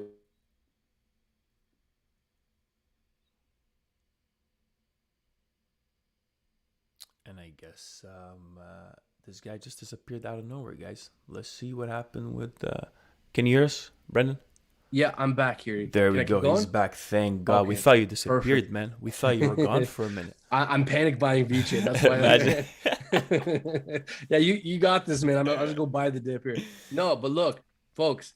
Again, if I'm being very honest, and this is not financial advice, but the approach I would take, let's say I had $1,000 to invest and I wanted to put it in Vechain, I'd maybe put 300 now, with the understanding that it's 100% possible that we could fall further. Ultimately, if we dip below the 200 million 6 hour, our last saving grace is this spike in volume that hopefully it was there for right here. The spike in volume at 16.7 cents. So we need to hold that as support. If that doesn't hold as support, if we drop below that spike in volume, then I think 14, 13 cents becomes much more realistic for Vechain. Vechain is a project with super strong fundamentals. It's had a massive run up. And so I think a cool off period is needed. So I'm a long-term holder of Vechain. If it dips further, I'm not the least bit worried. If it dips further, I'm buying, definitely not selling. So again, my approach is I would buy here with the understanding that it's totally possible that we could fall further. And I would place further buy orders at 14 and 13 cents if we cannot hold 16.7 cents. There we That's go. my approach with Vechain. There we go. No, I agree, man. I agree. That's what it's looking like. So maybe if we go to the chats here and see what the chat's saying. Again, thank you guys so much. There's a lot going on. Let us know what you want us to talk about. Great job, guys. Thank you so much. You guys are blind or something? I guess so, man. Let's see here. What else? What other questions? What do you guys want us to talk about here? The market is in a frenzy, obviously. Binance is having a lot going on, and that's going to develop a lot more. So just be ready for, it would be a bit of a rocky path at the moment. And just be smart with the way you approach this. There's a lot of risk associated with it. So keep that in mind, guys. Always keep that in mind. This is a very, very volatile market, and it's so still not as mature as we'd all like it to be yet. So expect a lot to happen when the government tries to, start coming in, trickling in slowly. The market get rattled down, but it's good, guys. It's good. So all we're saying here, make sure your money's protected. Make sure you keep an eye out on this. If you're new to this, if you're looking to try to invest in cryptocurrencies because you heard about it recently, always remember that it's actually a very, very risky, I keep forgetting the word, man. Marketplace. Market, yeah. man. No, 100%. And if I can just piggyback on what you're saying here, folks, this is the most volatile asset class in the world. That's why there's so much opportunity, but that's also why there's so much risk. So, folks, stay tuned with this live stream. We still have so much to bring you guys. We have some low cap gems. We have some super chats here that I think we should probably get to next if you're okay with that. Let's do it. I have Alchemist. This was one super chat. So folks, again, we have more low cap gems, more high probability setups that we're going to get to in our 1K to 10K challenge. So again, hit that like button, share, really helps out the stream, helps out the channel, helps out with the YouTube algorithm. But without further ado, before we get to those, let's get these super chats out of the way here. Alchemist. So I think I've actually tangentially heard about this thing. It's 100 million market cap. Looking at the chart, okay, this looks very unhealthy. I'm not too familiar with the fundamentals, but maybe we can pull up the chart here on Dex Tools if you're cool with that. Let's do that. And I'm just looking at the other stuff here with Binance, so we'll just bring you that news here, guys. So make sure you stay tuned and like the video, man. And while you're going through those charts, I'll just do a bit of I see a couple of things here that I think that are worth mentioning in terms of how the Binance story is actually developing. So if you want to continue going with those charts, and I'll share this as soon as you're done. Looks like messed and cut off. I don't know if it's just. Can you I can hear you. Perfect. I can hear you. There we go. So yeah, that's what I was saying. If you want to go through those charts real quick while I'm pulling up the story right away, that would be great. Yes, I can do that. So we're on my screen right now? Yes, we are.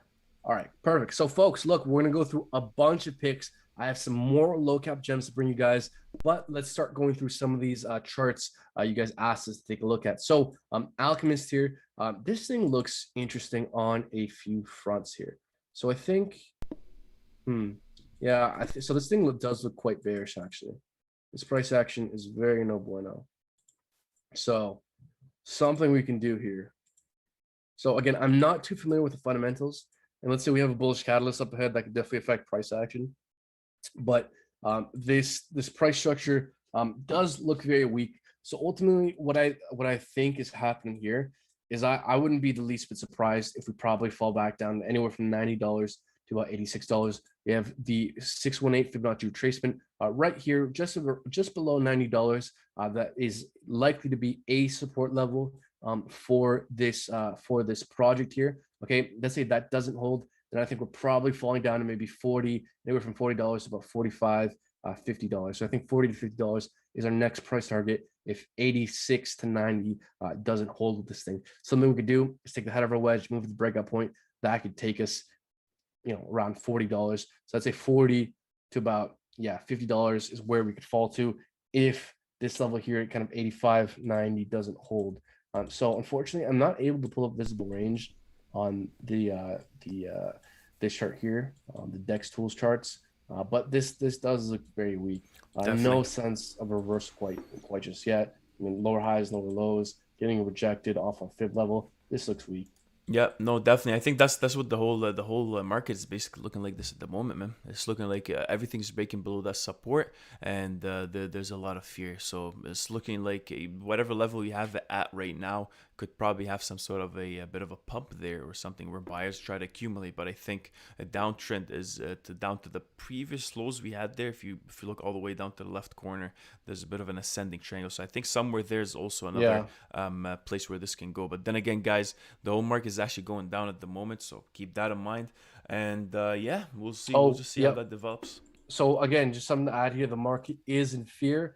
I love buying fear because we are in a bull market. The long term looks great. So if the long term looks great, but in the short term everything's down and everyone's fearful, is that potentially great by the dip opportunity? Well, historically, this entire year it has been. Not financial advice, and also to preface, on solid projects, a lot of people like to chase shit coins that have pumped 100x. That's definitely not the approach I take, and perhaps not the approach you should take, but not financial advice. Definitely. So, what else you guys want to talk about here? We got Polkadot continuing to be at the 11%. EOS is also down. Filecoin is down heavy, 12%. Helium, Link. The only thing I see that's considerably up at the moment here is something like, let's see, we got Polkadot. Vechain is up 4% still. Theta is up 1.some%. And if we're looking back down here, Trias, I don't even know how to pronounce this thing, to be honest with you. Do you mind if I finish off on this? Oh, are you done? No. Go ahead. One last thing. Just the last thing I would want to say on this is just to see bullish continuation.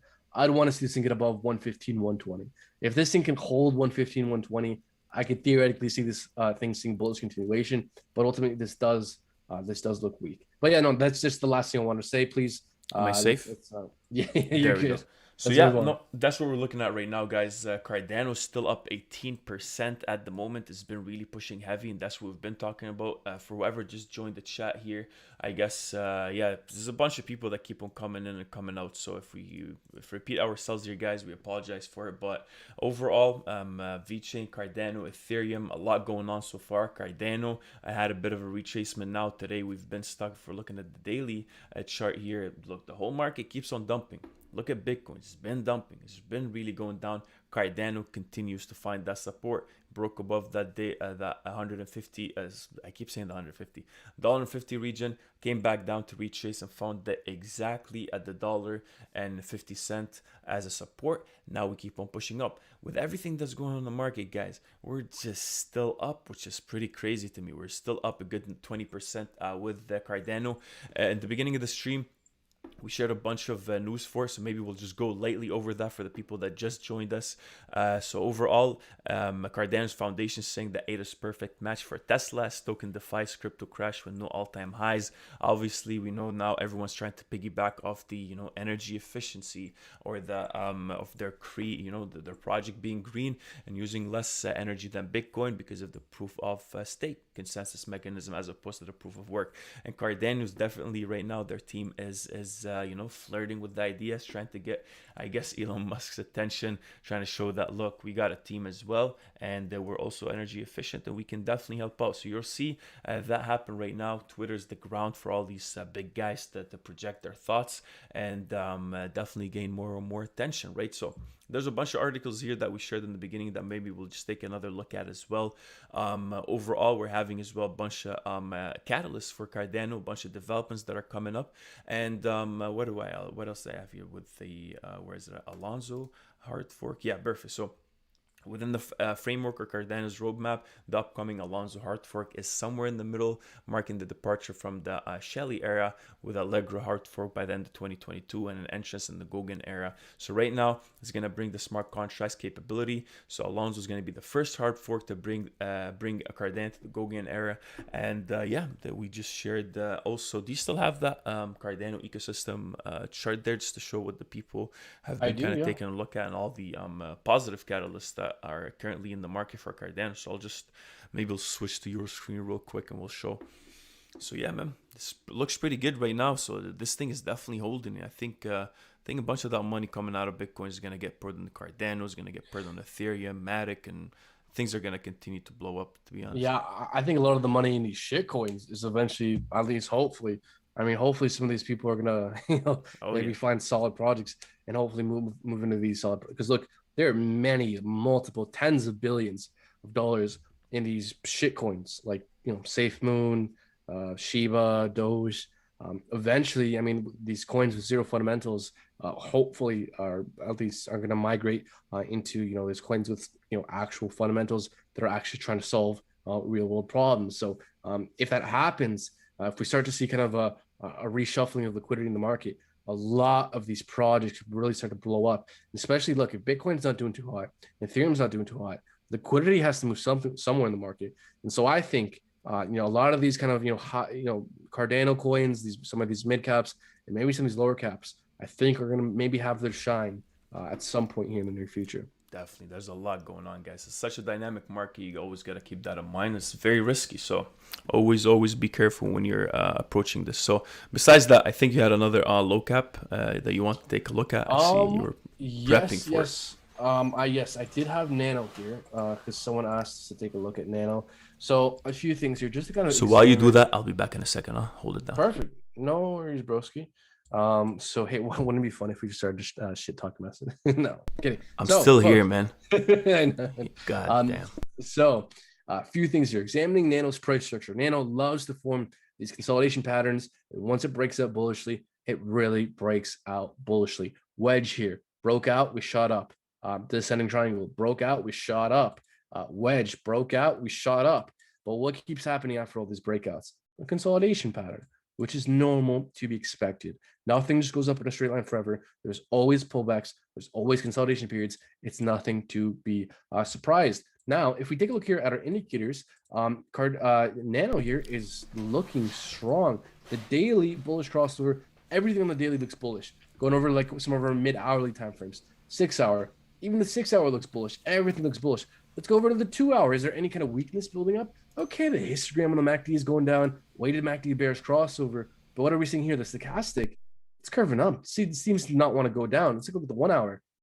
1 hour, we tried to break down bearishly. The market was like, we're not bearish right now. We're bullish. Stochastic RSI bullish crossover. Weighted MACD starting to curve a bit. And the RSI is, in a downtrend here, but it's currently curving up. So, I mean, we're not seeing a whole lot of weakness. In fact, we're seeing a lot of strength. So while we have impulsed up and perhaps are a bit overextended, we're strong all the way around. So ultimately, what we want to look out for this thing is just remain above $14. We can see here, there's a nice spike in volume. So as long as we remain above $14, we can start to make moves to the upside. If we start to flirt with 14, start to break below 14, then I think the possibility increases that we could start to form a new consolidation pattern, maybe a new descending triangle, maybe a new wedge, some kind of consolidation pattern before the next breakout. But look, whether we consolidate further or correct further, the macro trend is very bullish and our macro indicators are very bullish. So I think whether we correct again in the short term, the macro trend is very bullish on this thing.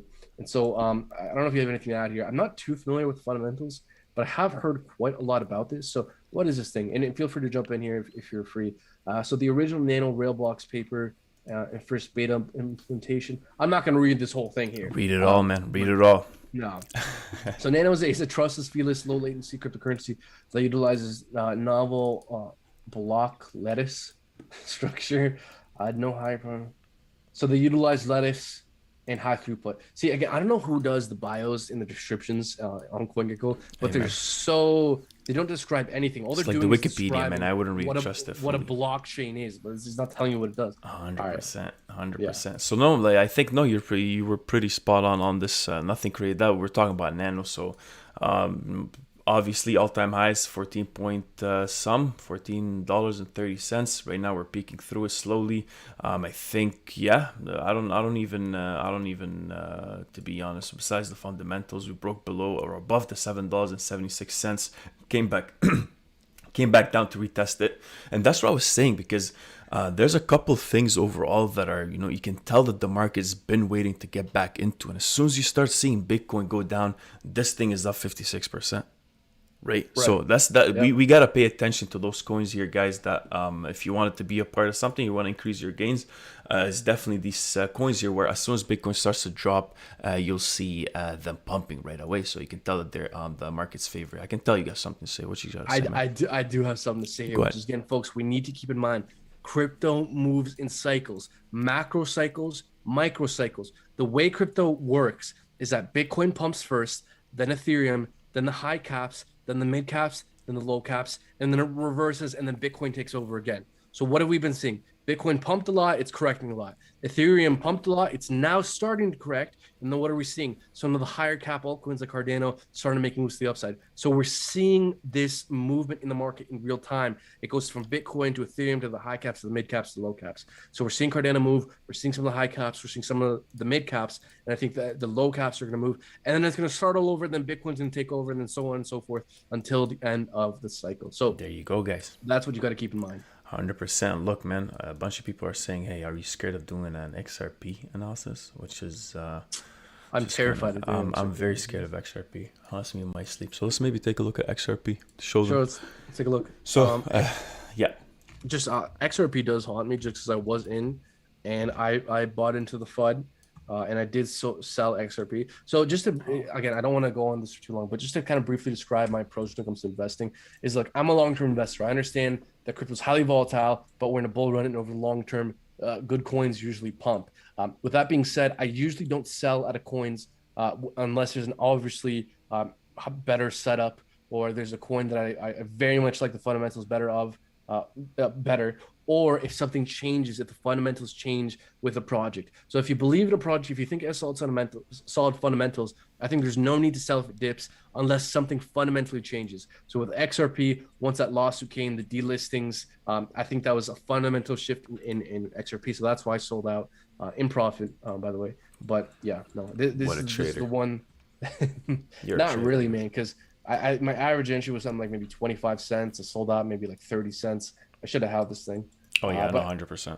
Anyways, let's talk about XRP here. No, I think, look, they're taking the forefront of just being, just going head on with regulations, trying to say, look, everybody understands that regulations are coming. Everybody knows that the fun at one point will start getting more and more serious. And when we talk about these institutions trying to adopt, whatever the case might be, Cardano, Bitcoin, XRP. We know XRP has been going through those legal battles ever since 2015, 2016. They've been trying to get some sort of clarity, and they didn't. And now it's biting the SEC back. So that's what's happening so far. I think XRP had a bit of positive news. Everyone's was like, we were like big time fanboys, and I'll be very honest with this. As soon as I heard about the lawsuit, I knew there wasn't a lot of clarity. We liked XRP as a project, and once things start to go sideways a bit, we know regulations definitely affect the market. It looked like, it was pretty dead. Like it was a dead road. If XRP is security, that was that. Right? It's going to be very hard for you to actually work around based on what the ecosystem is. Right now, looks like, they're trying to fight back off, and the chart's going back up. The price looks like they're going to win, by the way. Say that again? Looks like they're going to win. Like all the news that I've been seeing that's coming out is all positive in favor of XRP. Apparently the judge judging the case Right. is leaning towards XRP No, I apparently. think so. I think so, and I think what's it called? A couple of live streams again. I guess we went over XRP, and the last thing I read was them and their the board of investors or whatever they got. The chairman is they're thinking about having, or what was it? What was it again? They wanted to have some sort of I don't want to butcher the news, so I don't want to say something without really being sure of. But there was some good news. There's some positivity for XRP, and the XRP community has definitely been following up. There's a bunch of channels on YouTube specific for XRP, man. It's like this thing is they worship. So I guess Yeah. it is what it is, which is pretty nice. But back to the charts. If you want to take a look at XRP, this is what we got so far. We know there's some sort of support here along this line. We know the main levels that we can take a look at. Maybe if we zoom in for a bit here, you know what? Let's just make this background a bit less. Just so you don't. There we go. While you're at it, then can I just throw something in real quick here? Go ahead. Um, we've broken our live stream record, Did folks. we actually? Yeah, we hit like 450. I think our record was like 430. So let me just say thank you everyone for being here. Thank you everyone who supports us by liking, sharing, subscribing, all that good stuff. We have so much more to bring you guys, more low cap gems, high probability setups. But I just wanted to pause and take a moment to just say thank you everyone for being here, and thank you for helping us break our live stream record. There we go. Perfect. No, we actually got all the way to 465, which is pretty crazy. So thank you That's guys. awesome. Appreciate Yeah, it, thank guys. you. So yeah, back to the chart. I guess XRP. We're looking at. I forgot what I was saying last. Yeah. So if we're identifying those major levels, we want to find that support at. In case this also, follows what Bitcoin's doing, we can see here that for XRP specifically, we're actually above. There's some significant resistance that we will face. We always look at the VPVR, guys, to see whatever the area that was mainly price reactive. So right now, you can see as well. Right, there's a lot of, and I think XRP's community is probably one of the strongest communities, to be honest with you, man. They've I been think so. holding Yeah. for a while, and these guys are not gonna let go. So you can 100% bet on that. But again, there's another range we can take a look at. We're looking at the daily. XRP right now is hovering. It is indecisive. You'll see that we range somewhere between the $1.38 all the way down to the $1.02, and yeah, we're just ranging between right now. We're up 1%. So that's it's trying to find that support, I guess, on the $1.20. And soon enough here, when everything kind of cools down, I think we're going to heavily get squeezed around this area. And, if we forgot about what's happening in the market, forgot about what's happening with Binance so far, I think XRP is probably the most, the project that was the most involved with the government trying to actually get there and be very government and regulations friendly. These guys understand what regulations are, and I don't think those major news outside would affect the chart that much, because the community is well versed with what XRP is. So that's why I think XRP won't really move as much. But then again, I could be wrong. But in case it breaks below the $1.20 region or something around, $1.20 region, we can get back somewhere close to the dollar again and trying to find that support at the 100 EMA, which is somewhere close to the exactly 90 cent or a dollar. And again, right now we're trying to find a support at the 55 EMA. So yeah, man. XRP is looking normal right now. I'm not really fully that scared. Yeah. So a few things to add here. So folks, we have a low cap gem that I'm very excited to bring you guys. And we have more charts to look at here. We're doing a 1K to 10K challenge. So we're going to be letting you guys know the charts we're looking at, what we're buying, when we're buying, when we're selling, when, why, all the who's, what's, where's, and why. So make sure you stay tuned to this live stream and our next one tonight. We're going to be going over what we're looking to buy for our 1K to 10K challenge, including in this live stream, hopefully here. So a few things to add about XRP. Look, XRP looked very attractive to me back when it was hovering around 20, 30 cents, because in terms of the high caps, I think it had one of the highest ROI potentials out of the high caps. But so look, back when XRP was 20, 30 cents, it looked very attractive to me. XRP at $1.28 does not look very attractive to me. So folks, let me be very real with you guys. I'm very dubious about the long-term future of XRP. Even if they win this lawsuit, even if they get relisted, I'm sure the price would pump. But folks, XRP's use case is meant to be a bank-to-bank kind of transfer of money. It's meant to be a kind of a cross-border payment solution. banks are building out XRP's use case internally for themselves. A news story that we covered maybe a few weeks ago, JP Morgan Chase is building out an internal blockchain private system to do exactly XRP's use case. So folks, the banks are not going to let XRP win. They're not going to let the people win. They're building out XRP's use case internally for themselves. So maybe one day XRP get some adoption with some fringe smaller banks, but I don't think it's ever going to be kind of what the banks adopt, what the large banks adopt globally in order to do cross payments. So I'm very dubious about the long-term future about XRP. And again, at this price point, I'm definitely not looking to buy into XRP. Although with that all being said, again, if this lawsuit comes to an end as a trade, it could make people money. So if you don't care about the fundamentals, you're just in this to make some gains, then that's a separate conversation, right? Whether XRP's here 5 years from now is a different conversation. Then if XRP in the next month could make people some money. So those are two different conversations to be had. A few things to note here. I think XRP, if we can start to break above $1.90, $2, I think our next major resistance level for XRP is $2.60. So once we get above $1.90, $2, I think $2.60 is very, very realistic for XRP. Although in the short term, we do look bearish. We're forming this wedge. We broke down bearishly. We have a bunch of volume above us. So I think you're right. I think we need to look out for the, I believe, what is this? The 50 SMA on the daily, this yellow line here. If this yellow line doesn't hold, then I think falling down to about $1 to 90 cents becomes far more realistic for XRP. So those are my thoughts with XRP. There we go. No, I agree, man. There's a lot going on with XRP, and a lot of people that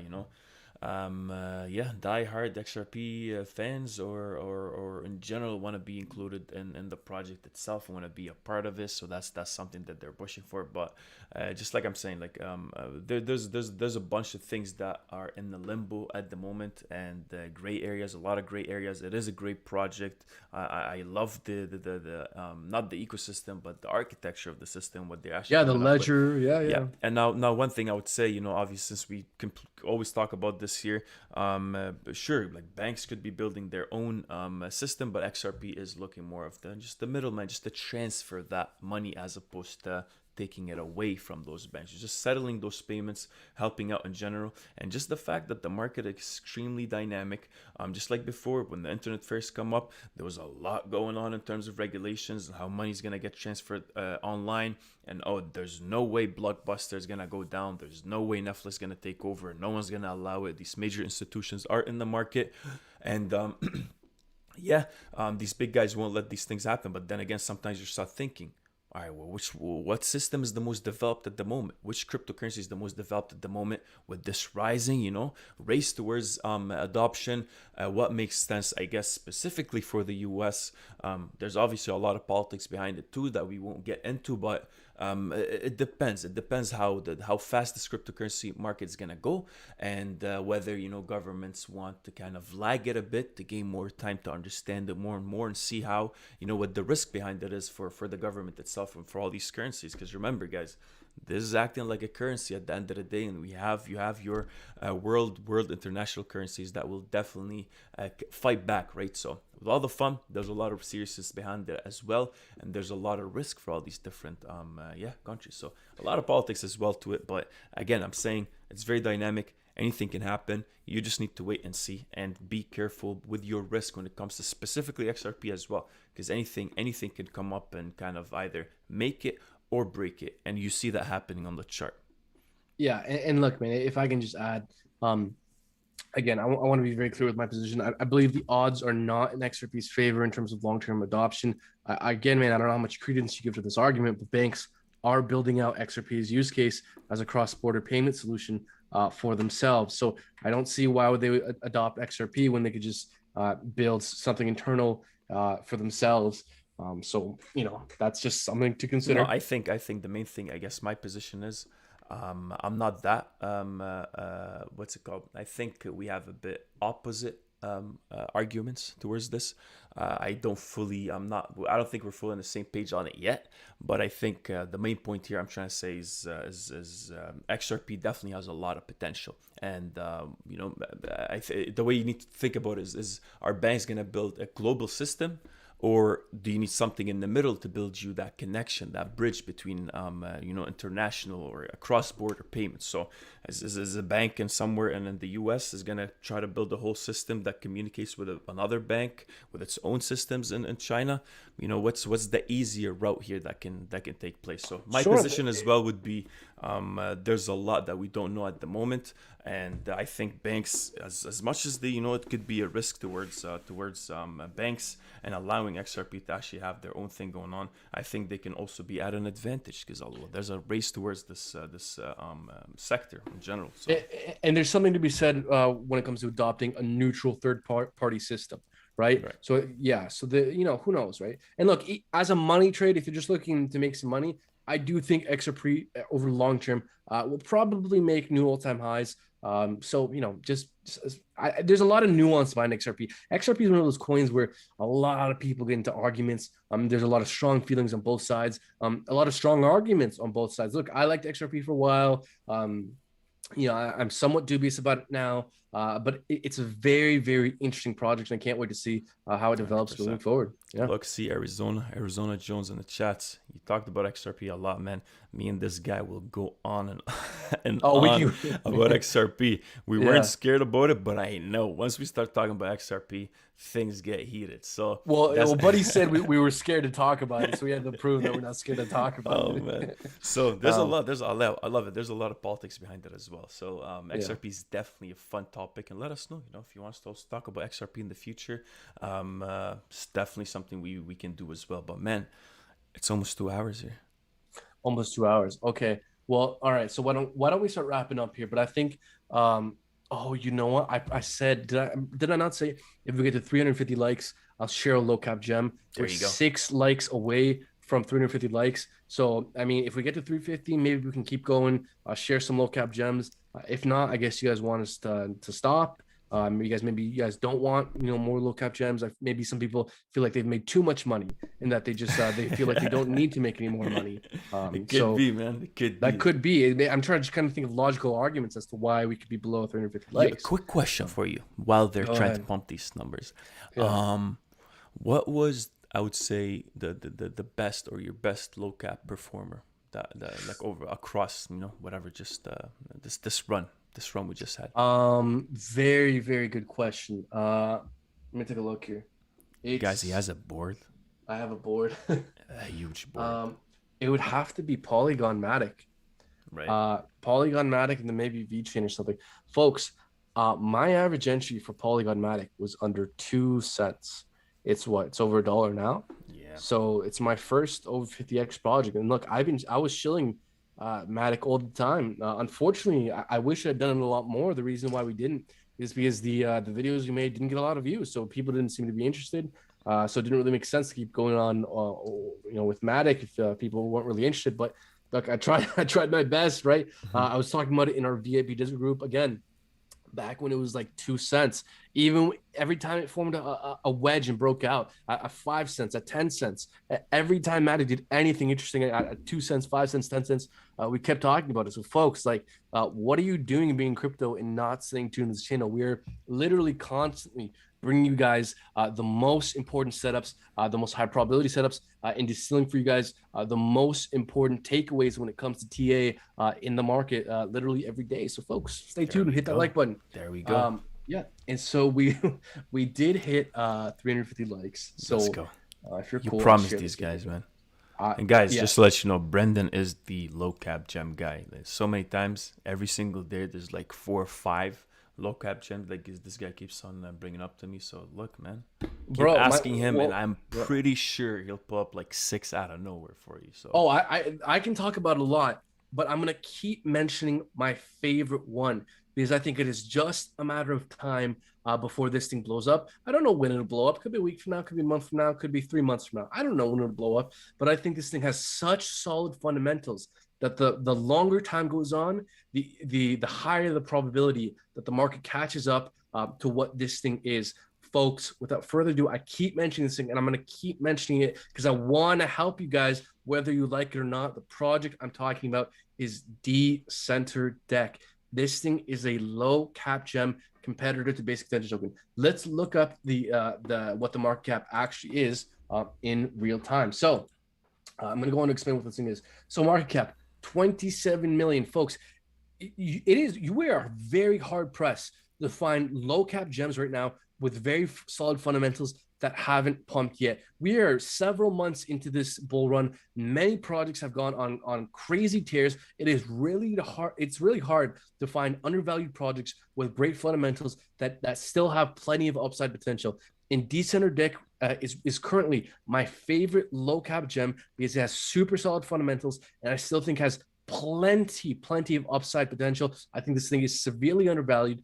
And for those who don't know, just to quickly explain what this thing is and why you should care, Decenter is a low cap competitor to basic attention token. So there's a big problem with search engines right now. Search engines like Google, Bing, whatever you use, they take all your data, they sell it, and they pocket all the money for themselves. Well, things like basic attention token, things like Decenter are aiming to give value back to their users by providing discounts in their ecosystem, in their marketplace, and giving back value in their native cryptocurrency for users that use their platform. So, folks, very important things going on with this thing. We have this quarter mainnet launch with Decenter. We have this quarter their beta browser launching. So Q2 2021 is in my opinion, one of the biggest quarters in Decenter's history. So given that this thing has solid fundamentals, a solid use case, has a low market cap, and large catalysts coming this quarter, what could that recipe lead to? Can anyone guess? Especially when we've corrected and consolidated for months, we're forming these different descending triangles, breaking up bullishly. But we are up against resistance. We did break out bullishly from our first descending triangle, but since we broke out, we have formed new descending triangles and new resistance levels, which we are getting rejected off of. So, if we break out bullishly out of these red trend lines, get above 43, 45 cents, I think all-time highs is like super conservative. If and when this thing holds 43, 45 cents, only if it holds it. If it peaks above and falls below, then we're no longer short-term bullish. But if it holds that, I think retesting all-time highs is a very conservative price prediction. Again, I could be wrong about this. I like the fundamentals. I think this thing has potential, but maybe the market, doesn't catch up to it, right? Like, just because something has potential doesn't mean that will manifest. But I think this is a project that has a high, it's a high probability setup. It's a project I think is very undervalued, still low capper, still plenty of bullish catalysts ahead, and so I think this thing could probably be in the several dollars by the end of this bull run. It also has a much better tokenomics than basic attention token. Like, for example, I think personally minimum this thing's going to reach the value of a basic attention token, get over just $1, because basic attention token has a supply of 1.5 billion. Decenter, if we take a look at the supply, has much better tokenomics, 1 billion total supply, but the circulating supply is only 73 million. The next token unlock, I believe, is October 2021. So there's months and months ahead before the next token unlock. So I think this thing has plenty of upside potential. And so the circulating supply will remain around 70 million for the next several years because there aren't major token unlocks for the next few years with this project. So much lower circulating supply than basic attention token. And if this thing gets any kind of traction, I think this thing could absolutely explode in a few months. See, what did I tell you guys? He will sell you the project. It's done. So I agree, man. I like it. I actually like it. I'll be honest. These are in a nutshell. These are Brendan's thoughts, man. So guys, if you liked what Brendan just threw at you, 100% like the stream. Thank you so much for being a part of this as well. We went through a lot here, man. Maybe we'll just wrap it up at Bitcoin again. Bitcoin and Ethereum real quick for you guys. At the end of the day, also stay tuned. We'll go for another live. If you're just still a new subscriber, if you haven't subscribed to the channel as well, do that. We go live almost twice a day here, guys, and we go through these charts. We read all the chats here. Bye-bye, guys. I'm going to watch Dusty on YouTube. Go ahead. I don't even know who that is. Why the market was down. All right, so let's just talk about Bitcoin and see what that is telling us at the moment. Are you good with that, or just wrapping up with Bitcoin and all that? Or do you want to sell more things to these people? No, that's fine. We'll save some for the next live stream. There we go, man. So yeah, guys, make sure you stay tuned for the end of the day here. Again, we'll go in the morning, and at the end of the day, we'll always put out updates. So make sure you stay tuned. So yeah, this is what Bitcoin's sitting at right now. Like again, we said Binance is being probed for just trying to prove it's not laundering money, it's taxes, all that stuff. We know the old story with the government. That's how things start with adding regulations, and this is gonna affect the market. Now, on the short term, I think that will affect the market. Definitely on the short term, 100%. Something like this is definitely going to affect the market. But when we're looking at long term for Bitcoin and for the overall for the ecosystem, I think it's good. It's going to attract those big boys, those top dogs. The top dollars going to come into cryptocurrency. 2.3 million is nothing, man. For a major, for whatever cryptocurrencies actually promise. There's a lot of development happening in the moment. So yeah, man, we need regulations, guys. The fun is there, but we also need to be a bit serious with how this sector or this domain or this market. See how I just keep messing it up. This market matures. So right now, Bitcoin, obviously today, very indecisive. We had a major drop yesterday. Again, we're going back to these slower levels. The day's not done yet, so we need to see how that plays out. But 5 hours and 40 minutes left for the day to go. Bitcoin, if we go down to lower time frames, because you need to see on lower time frames to be a bit more visible with the price action. You can tell here on the 1 hour, we're still having people accumulate this price action as we go down.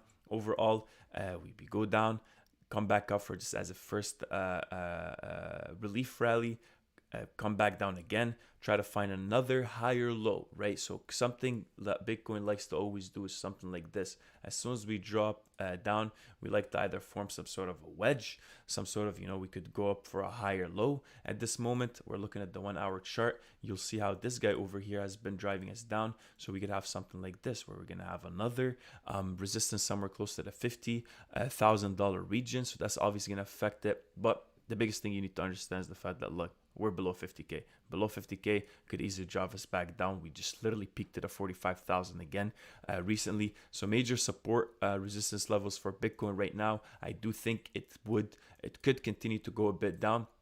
A bit more weak hands are going to get shaken out as well. But another level we will be keeping a close eye out on, if this $48,000, $49,000 region is not going to hold, is definitely the 46, which we previously just got to. And again, somewhere between the 42 and the 41,000, I think we'd find a lot of support. A lot of support will be found. So the heavier we drop, guys, the more these older previous supports will have a lot more weight on the chart, and you'll see a lot more buys come in. So Bitcoin went and topped all the way at the top here, somewhere close to the $50,000, $65,000. Right now, it's 29% retracement. If it gets to the 40, that's 34% retracement. I think it's definitely gonna be healthy for the market. Still, these drops are good, and it's gonna help me right now. Think about the market in general. I know some of you want to go into Vechain. I know some of you want to get into Matic. I know some will also love to be in XRP, Solana, Link, all of that. Be ready. If you've been trying, you don't want to go and buy at the top, this is your time. Be ready for other dips to come up, and then add more to your portfolio. So that's, I think, what we kind of can end on. If you have any kind of advice on how to approach this, and we'll just wrap this thing up, man. Yeah, well, I would say like, subscribe, and just push all the buttons at the button. So that's what I have to say. So go. Look, folks, when I get excited, I talk quickly, and my brain moves faster than my mouth can move. So sometimes that's why I stumble over some of my words sometimes. But ultimately, if Bitcoin's below 50K, I think Bitcoin's bearish. We have a fib retracement level of 50K. We have volume at 50K. Bitcoin cannot flip that. Bitcoin is bearish. So I do think, man, I think 43, 41K is definitely in the playbook, with probably short-term support at $45,000. Yes, sir. Yep. Yeah, definitely. So, man. Well, what are you thinking here? Well, I'd say maybe we can start wrapping up here, folks. Look, I just want to say we hit our all-time record on this live stream. Thank you, everyone, for being here. Like, subscribe, hit the button on the button, share, click on every link down in the description. We'll be happy campers here. Hey, yeah, my brain's getting fried. Thank you guys for watching. It's been 2 hours, 2 very quick hours. So this is always fun. I'm good, man. I'm good to go. Make sure you Yeah. stay tuned for that day here. We're definitely gonna go on another live stream and see what's happening with Binance again. So Yeah, stay and tuned. I would just finish up with this, folks.